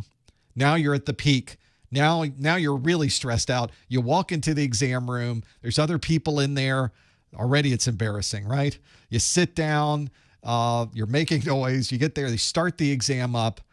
And the exam doesn't start yet. Even though you said go, the first thing that comes up on your screen is a candidate agreement. This is a non-disclosure agreement that they make you agree to before the exam starts. Now, 99% of people scroll through it, say accept, and they go. It's like an end-user license agreement. They just run right through it. But what I do is I read it. I've read it before. You can read it online right now. It's on the CompTIA website. It's their candidate agreement. You can Google it and have a look at it if you'd like. But I read it right there because now I'm there. I've hit the peak of my stress level, and now it's time to let some of the adrenaline work itself out. So I'm going to read the entire thing. And in fact, I've already read it before, so I know what it says, but they give you 10 or 15 minutes to read through it. Like there's a timer, like a 15-minute timer, and it's going through the process. And I'm going through and reading through the timer. I'm letting it count down. And I've already read it. It maybe took a couple minutes for me to read it. I'm still not starting the exam. I'm going to sit there. Let's read it again. Let's look around. How are we doing here? Okay. Yep. How's the mouse working? Yeah, it's working pretty good. That screen okay? Let's adjust the monitors a little bit. Maybe. Okay. Move it up, move it down. Let's read through it one more time. And now the process of just waiting it out. Okay. Now the stress level's coming down. And finally, after your 10-minute timer is over, you can click start. And now you can begin the exam. Now, there's still stress level, of course, but it's nothing like it was when you walked into the room. And now you can kind of walk into the exam. You can get into the questions. You can start getting more into everything sort of fades away now around you, the noises and the other people. And now you can kind of focus on the screen and everything goes much better. Now, that I think is a good way to go through the process of getting that stress level out and using the already built-in timers that are on this process with the candidate agreement to help you score better on your exam. And you wouldn't think that reading a non-disclosure agreement would increase the score of your exam, but in many cases, it can exactly do that for you. So have a look at that. That's some of the things that I say are very good at controlling nerves for your exam. Maybe that can help you as well. Let's do another question. this would be a common question, but we're going to talk about it anyway because why not? We're here. This question asks from EM that says, why do you recommend the Network Plus over a brand-specific certification such as the CCNA? Well, I don't. I don't recommend Network Plus over CCNA. I also don't recommend CCNA over Network Plus. These are two very different certifications. They're designed for two very different things. First, let's take a step back and kind of talk about both of these. So the first is Network Plus. You're very familiar with Network Plus. It is the entry-level certification from CompTIA. It's really designed to give you a very broad understanding of the networking industry, different techniques, different products, different terms, different technologies, and to really give you a nice primer as to what you might find if you walk into anyone's data center and look at their network. Now there is, of course, the CCNA. CCNA stands for the Cisco Certified Network Administrator. It is what Cisco calls, it really isn't their entry level, but they call it more of an intermediate level cert, and they're absolutely right. It is not an entry level cert. Even Cisco will tell you this. It is more of a next level up than the Network Plus. It is not a replacement for the Network Plus. It does, in fact, there are things within Network Plus that aren't covered in the CCNA.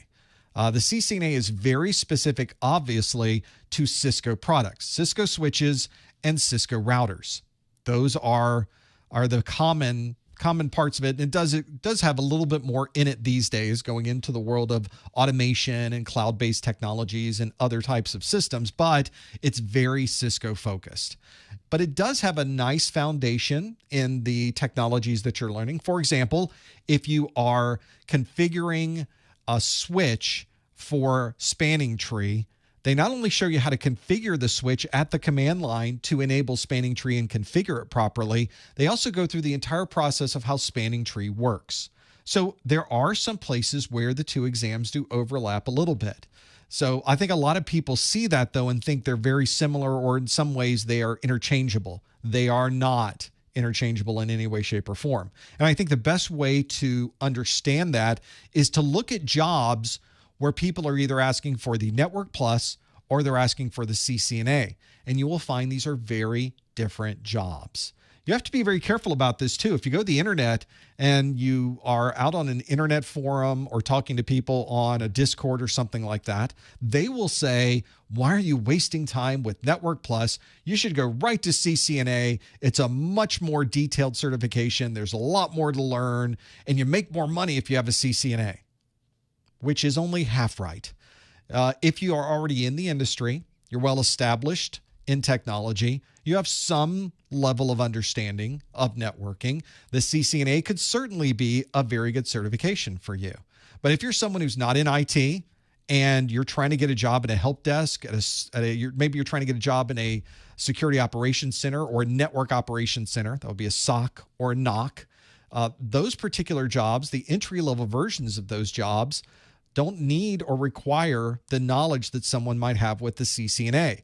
And just so you're aware, if you walk into a job that's posted and they say, we need someone with Network Plus knowledge, and you walk in with a CCNA, they may automatically dismiss you from that particular job because you're overqualified, which, by the way, is a real thing. You would think that doesn't make sense. Wait, I know everything that's in Network Plus and then some.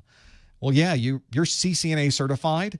You're well beyond the scope of Network Plus at this point. And if I put you in a job that's designed for someone with Network Plus knowledge and you have CCNA knowledge, you're going to be bored out of your mind because you're not going to be configuring switches. You're not going to be configuring routers. You don't have to know the intricacies of how spanning tree works and the convergence process. You only need to know what spanning tree is. And that's a very different level. And why would I hire you when a month from now you're going to be so bored you're going to quit anyway? I need to find somebody who's the best fit for this particular position.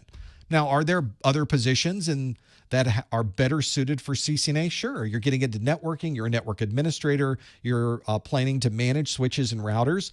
Of course, you will need a CCNA. But that wasn't this question. This question was about recommending one over the other. And there's no case where I would recommend one over the other, because it should be very well defined in the job description as to which one of these would apply best.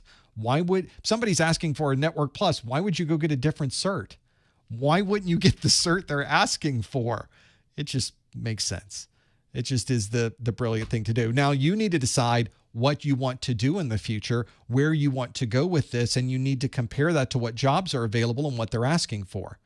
So make sure you get that. I went through my entire networking career of managing a very large-scale, multi-billion-dollar company, wide area network, local area network, thousands of devices, tens of sites. I think we had about 80 sites up that we were remote locations, just a very large wide area network with a lot of people. I didn't have a Cisco certification.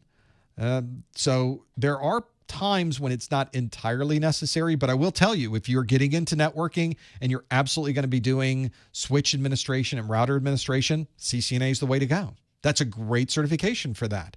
So it really is looking at what you're trying to do, looking at what the employers would like you to have, and then finding the best option given all of those.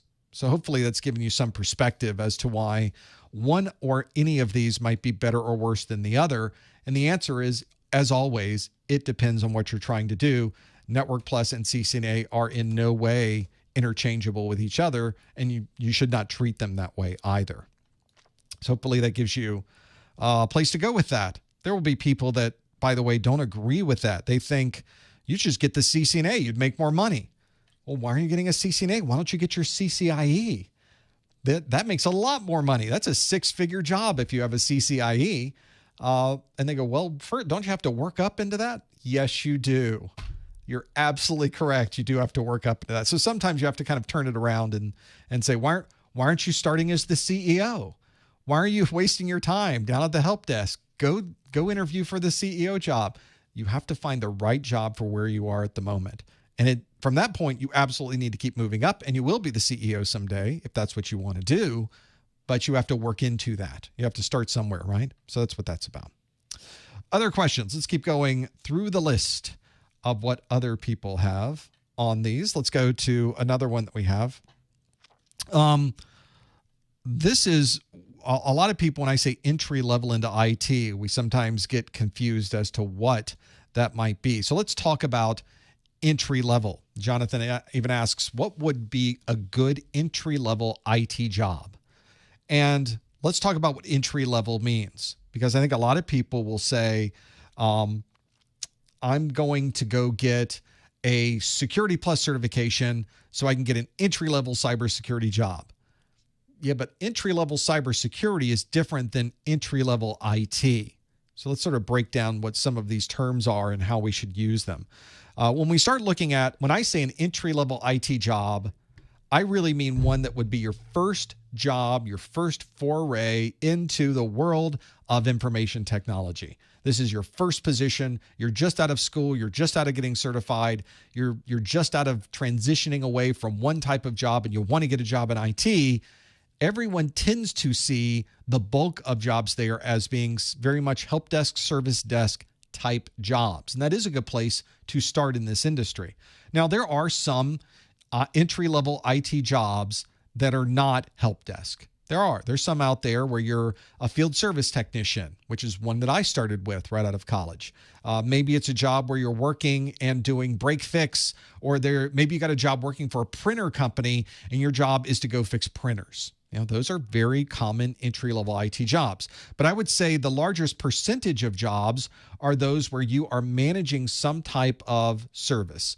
And managing is sort of a broad term. Really, you are triage. You are receiving calls from people that have a question, a problem, or something else, and you're figuring out where this particular ticket needs to go. You're having a problem with connecting to the internet. I need to send that over to the networking team. You're having a problem starting an application. Let me send that over to the desktop management team. You're saying that the database server is not available. Let me send that over to the DB admins. So you're the one sort of figuring out where things go, and you're triaging it that way.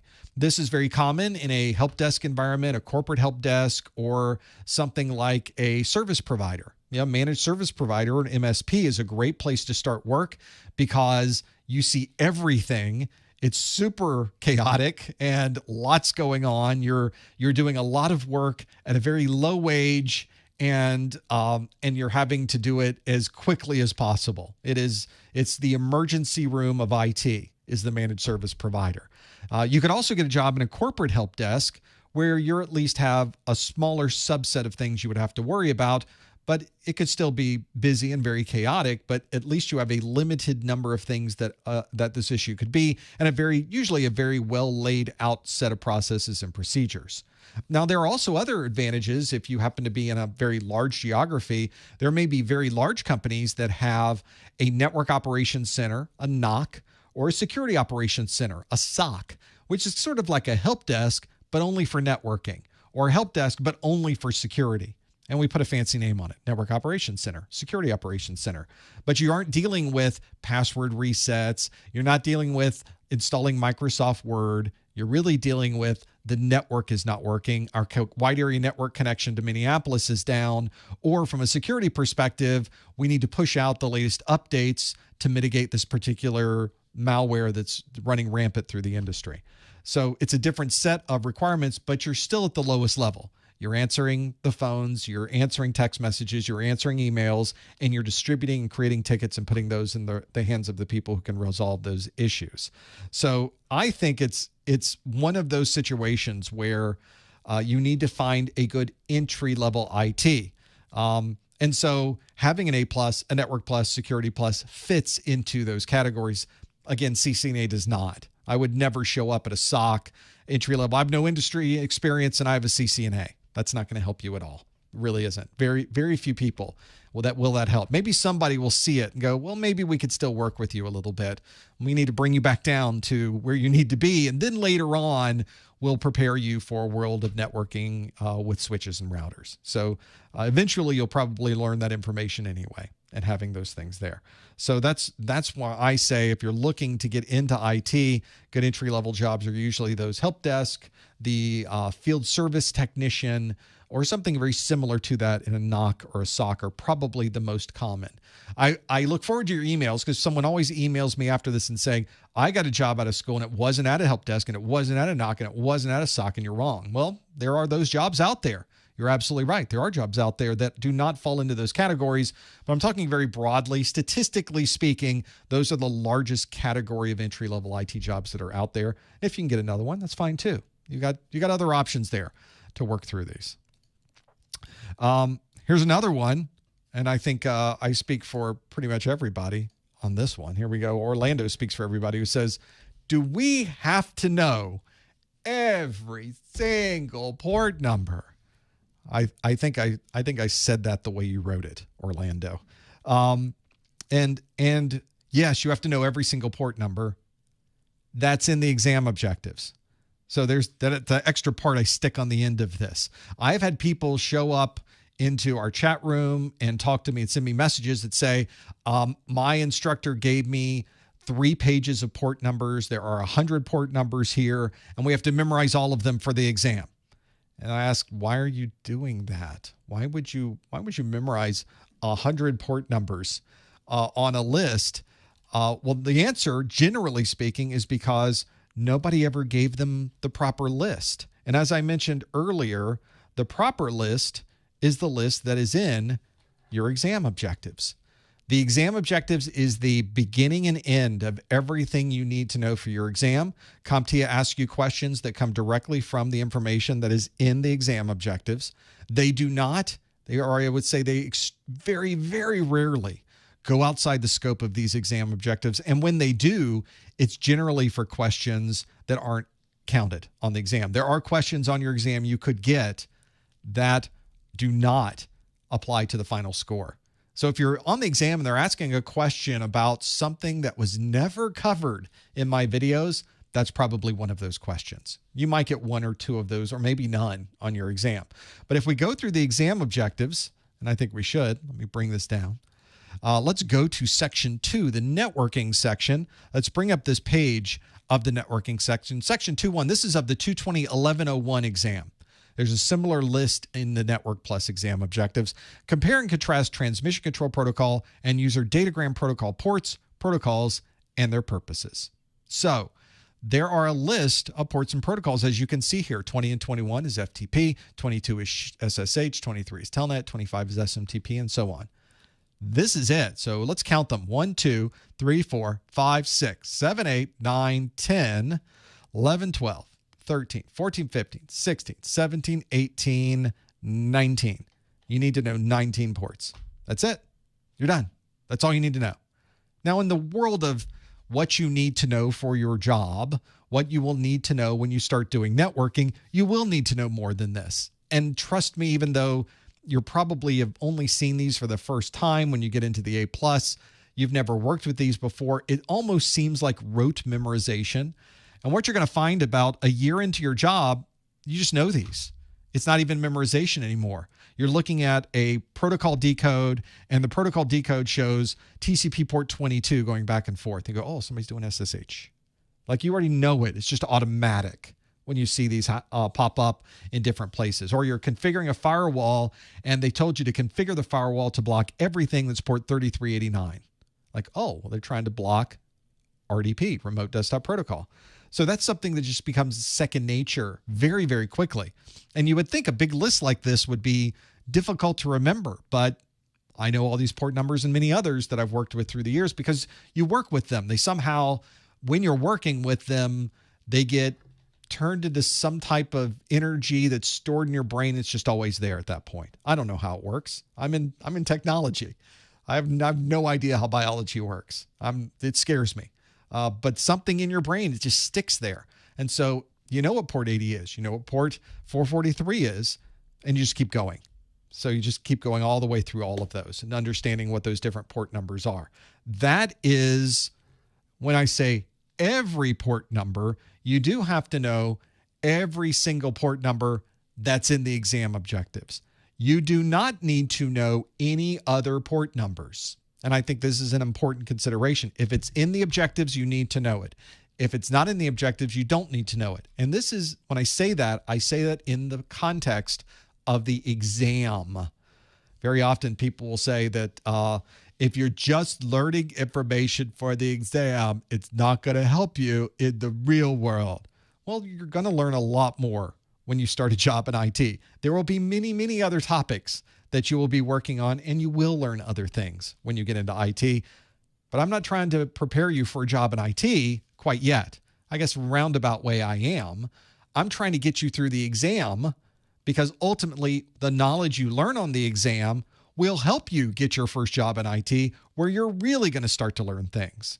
So that's why I tell people, don't worry so much about what other people are telling you or what other people think is on the exam. Go to the exam objectives. This tells you absolutely what is on the exam. And as far as our purpose of being here and going through these exams and taking the exams and getting that certification, our goal is to get the cert. That's what we're trying to do. Hopefully you've learned everything in these exam objectives, just as I told you over and over, is so important. Make sure you go through the exam objectives. Incredibly important. But remember, we're trying to earn that cert so that we can then go to the next level. And at the next level, you will learn even more. That's one common thing with IT, is that you never stop learning. You are constantly learning. There will never be a time in your career where you are not learning. I guess there is, and at that point, maybe you're out of the career. You're done. But everything is constantly changing in IT. There's always something new coming down the line. So you always have to keep reading. You always have to keep learning. You always have to keep watching videos. You always have to keep going to industry trade shows. You constantly have to keep doing this because you never know what the next thing is coming down the line. And you do have to be ready for it. Other questions? Let's keep going on this. This is a quick one, but we might as well go through it because you asked. This question from Andy. Asks, what's the average amount of questions for the 1102? Well, we don't know the average. We know that CompTIA tells you there could be a maximum of 90 questions on your exam, 90. So you could get 90 questions. You could get 89. You could get 88. You could get 87. You might get 85. You see where I'm going with this? We don't know. And because they don't share information about the exam, we don't know how many, we don't know what the average is. Prepare yourself for 90 And then you can be pretty happy when it comes back with some less than 90 set of numbers. So that might help you too. You don't want to be expecting a certain number. Well, somebody else had 75 who I spoke with, so I'm going to get 75 too. And then you show up and you get 90. You don't want to be that person either. And by the way, it ultimately doesn't matter. You got to get through all of them when you're done. So that's the situation you run into. A maximum of 90, it could be different. We don't know.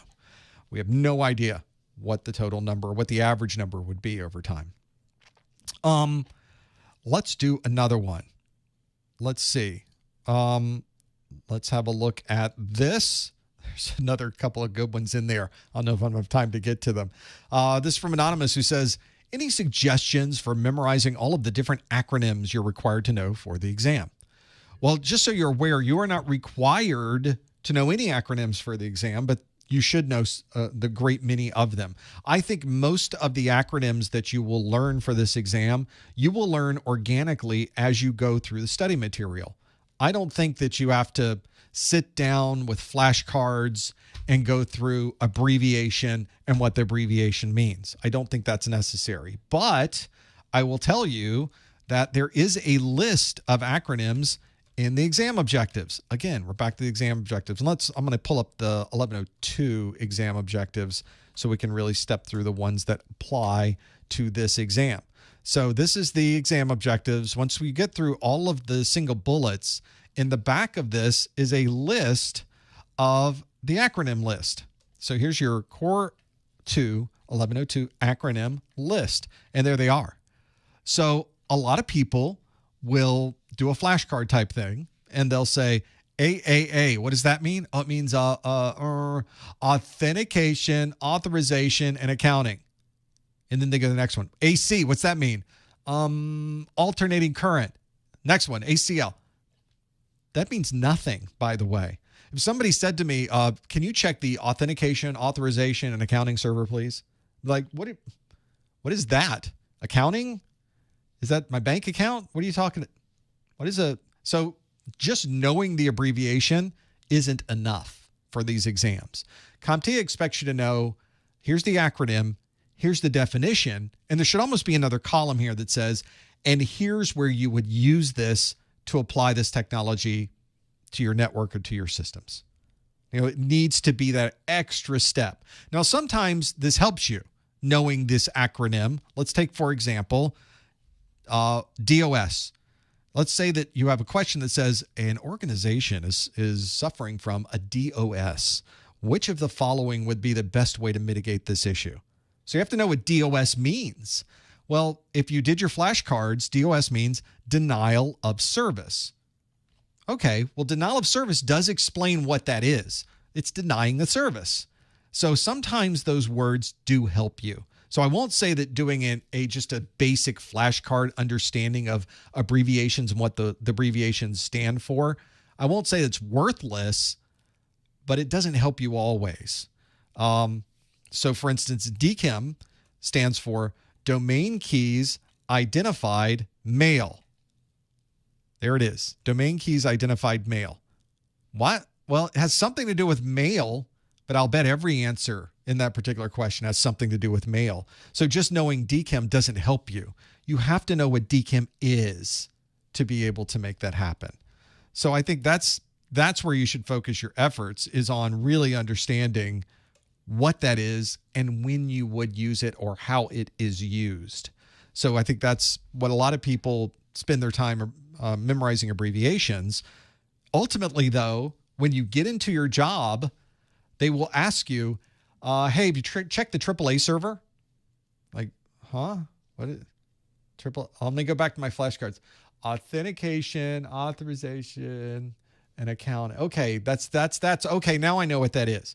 But if you asked me on any particular day, yeah, I need to check the AAA server. What does that AAA stand for? Oh, it stands for, I have to think myself, because we use the acronyms all the time.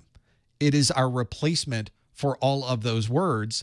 And we know what the AAA server is and what it does and where it is and how to configure it and how to log into it, what the configuration file looks like.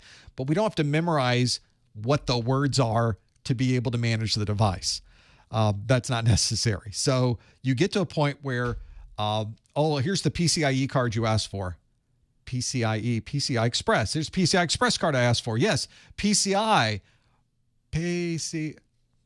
Ask anybody in IT if they remember what PCI stands for. And you'd have to now, peripheral component interconnect. Is that right? They have to go through the process of remembering it ourselves. So don't worry so much about memorizing these words. They can be useful to you, though, but make sure you add that extra column to the list of what it is and when you would use it. And if you do that, I think you'll be okay. They are certainly valuable things to know.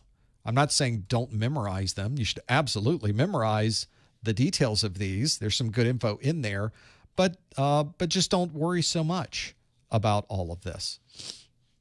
Other questions. Let's keep going through this list because we do have some time that we could fit some more into here. I'll go with peripheral control interface. That's close, right? It's close enough. Do we have to remember what PCI stands for? You don't, but it's in the list. So that's why I say PCI slot, PCIe slot, PCI Express slot. We all know what you're talking about. We don't even remember what those things are and being able to work through them. Other questions. Let's go through these. The question, this is pretty good because you do run into this very often from Diggs, who asks, how can I study for the command lines of different operating systems if I don't have a specific operating system? Do I use a VM? Is that the way we do it? I think in most common ways it is. For the A+ Core 2 exam, you have to know Windows 10 and Windows 11. Those are the two that are listed in the exam objectives. You don't have to know Windows 7. You don't have to know Windows 10. You don't have to know the older versions of Windows at all. Just 10 and 11.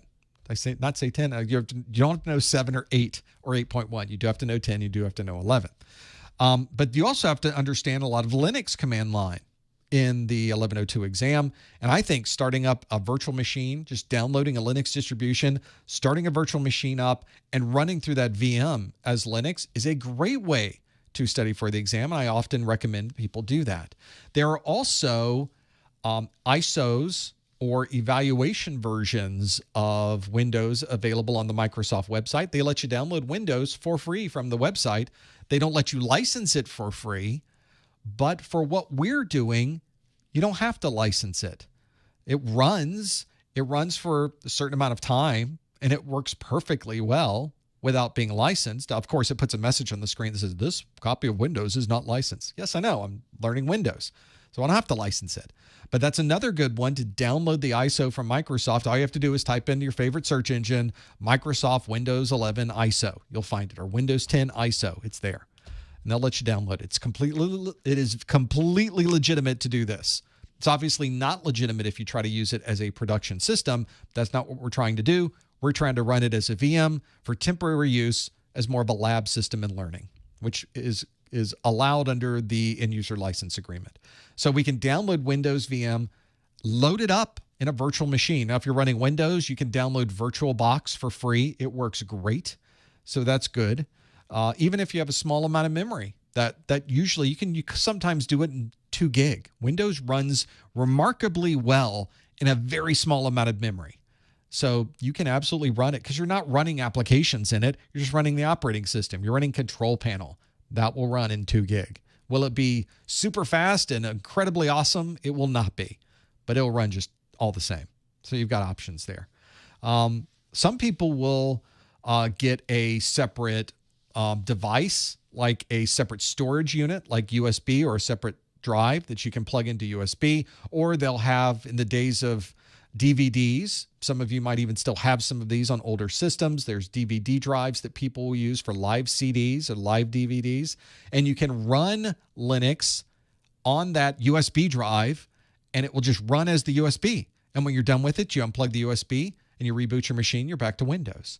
Don't necessarily recommend that. I don't like having other operating systems have access to the storage drives that are on my system while I'm running it. I prefer putting it in a VM where it is limited in scope, and that way whatever I'm doing in that VM cannot hurt the rest of my machine. And I think that's a pretty good idea to be able to do that. So although dual boot is a great idea, or booting from an external storage drive works perfectly fine, and it's in some cases is important that you're able to do that. For the purposes of your training, I think virtual machines is a much better and safer way to go, and I would recommend you do that. Don't put yourself in any more risk than you need to for the purposes of doing this. And Linux and Windows pretty much covers everything. Now, obviously, the 1102 does ask you questions about Mac OS, but I think the images, the demonstrations, and the other things I do with Mac OS in my videos is more than enough to answer the questions you need to answer in the exam, because the exam is asking you very high-level questions about Mac OS. Which Mac OS utility stores all of your passwords? So you have to know these things, but it doesn't say what do you click on your screen, or what do you type in to launch that. They don't ask you to that level. Sometimes they do that to Windows, but not to something like Mac OS or Linux. They keep the scope very narrow on the exam objectives for Mac OS and Windows, or Mac OS and Linux. Windows, though, is much broader, obviously, for the things that we're doing. So don't worry so much. A VM, I think, is a great way to do it, and there's plenty of videos and other study materials on the internet that can help you find all of those. Let's keep going through questions that you have. I should probably get rid of the ones on the screen that we have now. Get them off of there, and let's get some more questions that you guys are just putting tons of questions in for these. So let's go through some of these. This one's more of a question about renewals, and I think this would be a good one to go through. This is from Ben, who says, just got A+ certified May 2023, so it expires in 2026. Again, you get 3 years. Once you're certified, the clock starts and you have 3 years of certification. When I meet the CEUs in 2024, let's say that renewing your certification, you can do a number of different ways. You could take a higher level certification. You can accumulate continuing education units. You can take the CertMaster CE program. There's lots of different ways to renew. And the renewal that you would do, in this case, Ben says he's going to gather CEUs and submit the CEUs to CompTIA, and that will renew. That will give him another renewal period. The question that Ben asks is, will the new expiration extend to 2027, or will it extend from the original expiration, so it will now expire in 2029? And thankfully, your 3-year renewal is added on to your existing 3 years. So you have, you got it in May 2023. You are good through 2026. When you submit that last renewal, it tacks on 3 more years from 2026. So it's not going to take things away from you. You've already earned those 3 years. You're good for those 3 years. They're not going to now take it away from you if you're really good at renewing it quickly. So that's good. A lot of people renew very quickly, and suddenly they have a cert that's available for 6 years. So that's the way to do it, I think. So no, they're not going to take years away from you. They will simply extend it another 3 years, and now you have until 2029 to renew it another 3 years after that. So you've got other options once you get to that point. Now, there's different timings on this and certain ways that you have to submit this. I think you have to wait until after the first 3 years to submit the next 3 years of that, once you've already done it once. But you can easily do it immediately and now have a 6-year cert. It's kind of nice when you work through it that way. But all of this, they have different frequently asked questions on renewal on the CompTIA website. So I highly recommend you have a look at the renewals and the different processes and what's there. It might help you too. Let's see other questions that are there before we run out of time. I know we went a little bit long in our first hour, and I don't want to do that too much in our second hour. Other questions. I think some of these we answered before, so I apologize if some of the questions that you've submitted about getting your first job in IT and doing other things, we talked about some of those earlier, so I'll just have you rewind, go refer back to the other piece of this. We'll go through that process. Other questions. A lot of these are very broad, so I'm trying to find one that's a little bit more specific. Okay. This is a pretty good one because I think a lot of people go through this. This is a question from Chris, who asks, I got my A+ just over 2 years ago. Left the IT industry for over a year. Any suggestions on getting back into things? I have a Qualifications Appraisal interview, QAI. Sounds very official.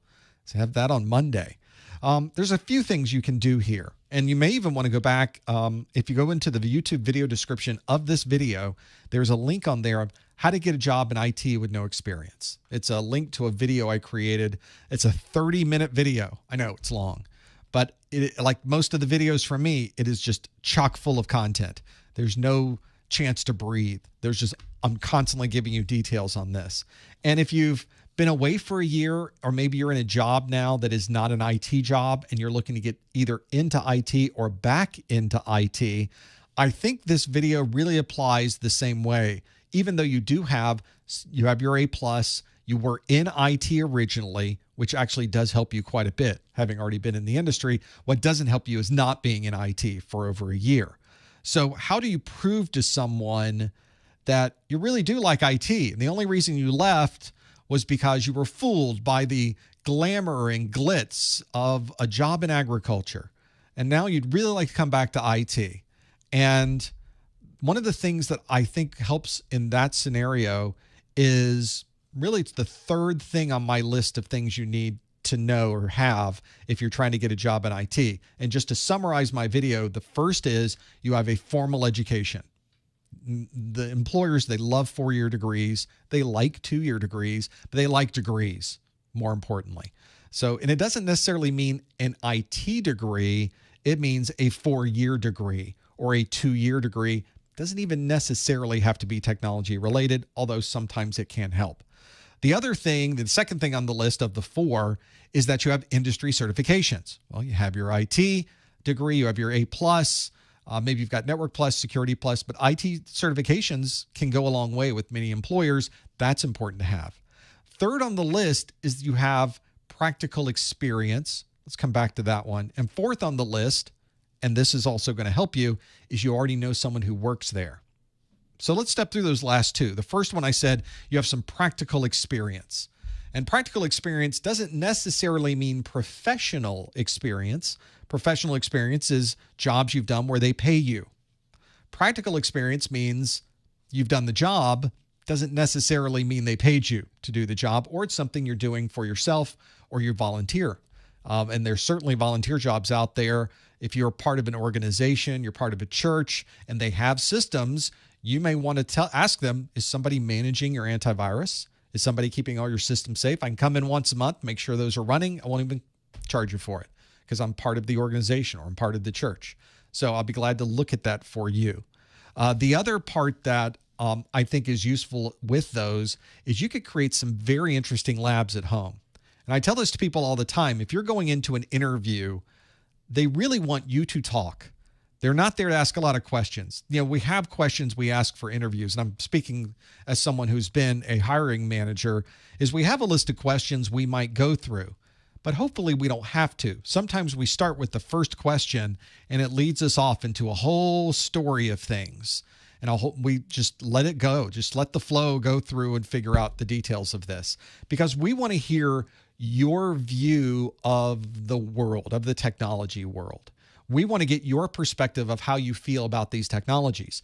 So one of the things I even mentioned is you've got the weekend. Your appraisal interview is on Monday. Do you have a home lab? Have you installed Windows Server ever?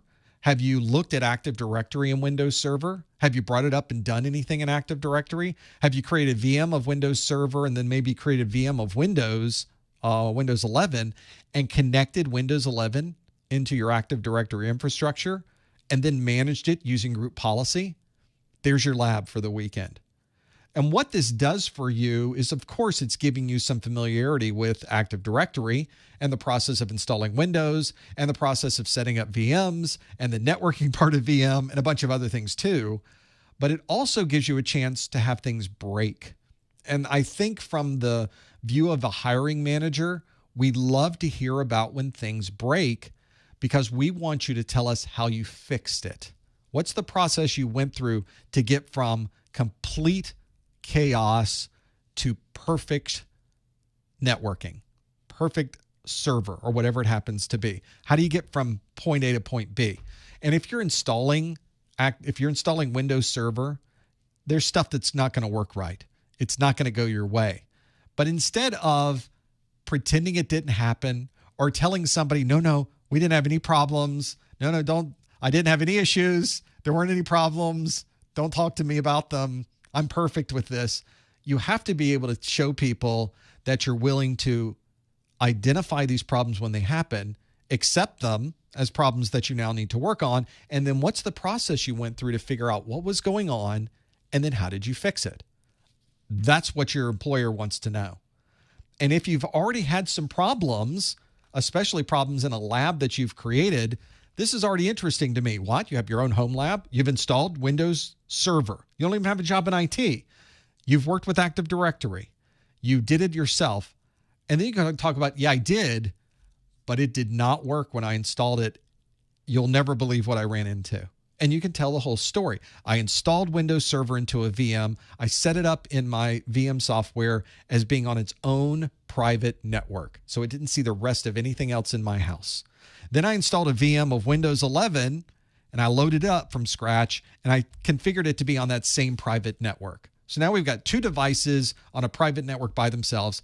I could not get that Windows system to properly get added to Active Directory. It gave me an error every time that it wasn't able to find the Active Directory server. How is that possible? They're on their own network connected to each other.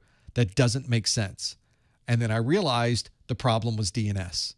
So now you go through this whole story of what you found, and then I set up now the DNS manually on that server. It talked to the DNS server. To make it even easier, I set up DHCP on the same server. So when I started Windows, it pulled the DHCP, which already had the correct gateway and the correct IP address for DNS, and it was able to find it automatically from that point on. And from that point, I was able to start doing group policies. So there, I just talked a couple of minutes about this interesting thing that I ran into, what I saw on the screen, the issues we ran into, and you should stretch it, make it a 5-10 minute story. And if you have screenshots or if you have a document that you can show of what you did and how you did it and the problems you saw, this is what an employer wants to see from you. They want to be able to know that you understand when these problems happen, you recognize it's a problem that needs to be solved, and then you went through the troubleshooting process of figuring out what happened, and then you implemented the fix. It's like the troubleshooting chart that's in the CompTIA exam. You just follow that chart. And that is what we want to see you doing. So that if you run into any type of problem in the field, any problem in the data center, you take a phone call and someone's having a problem, you know where to go with this. And most importantly, you get to say, when that happened to me, I had no idea what was going on. Because that's what all of us go through. And I think when we start in this industry, we think we have this idea that we shouldn't tell people we don't know.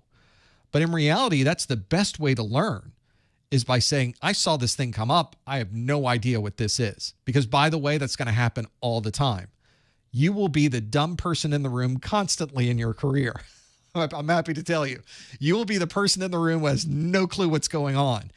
And the more apt you are to say, hold on, hold on. What is going on there? Can you pull that back, slow down a little bit, help me understand what's happening here, because I know I'm going to see this again.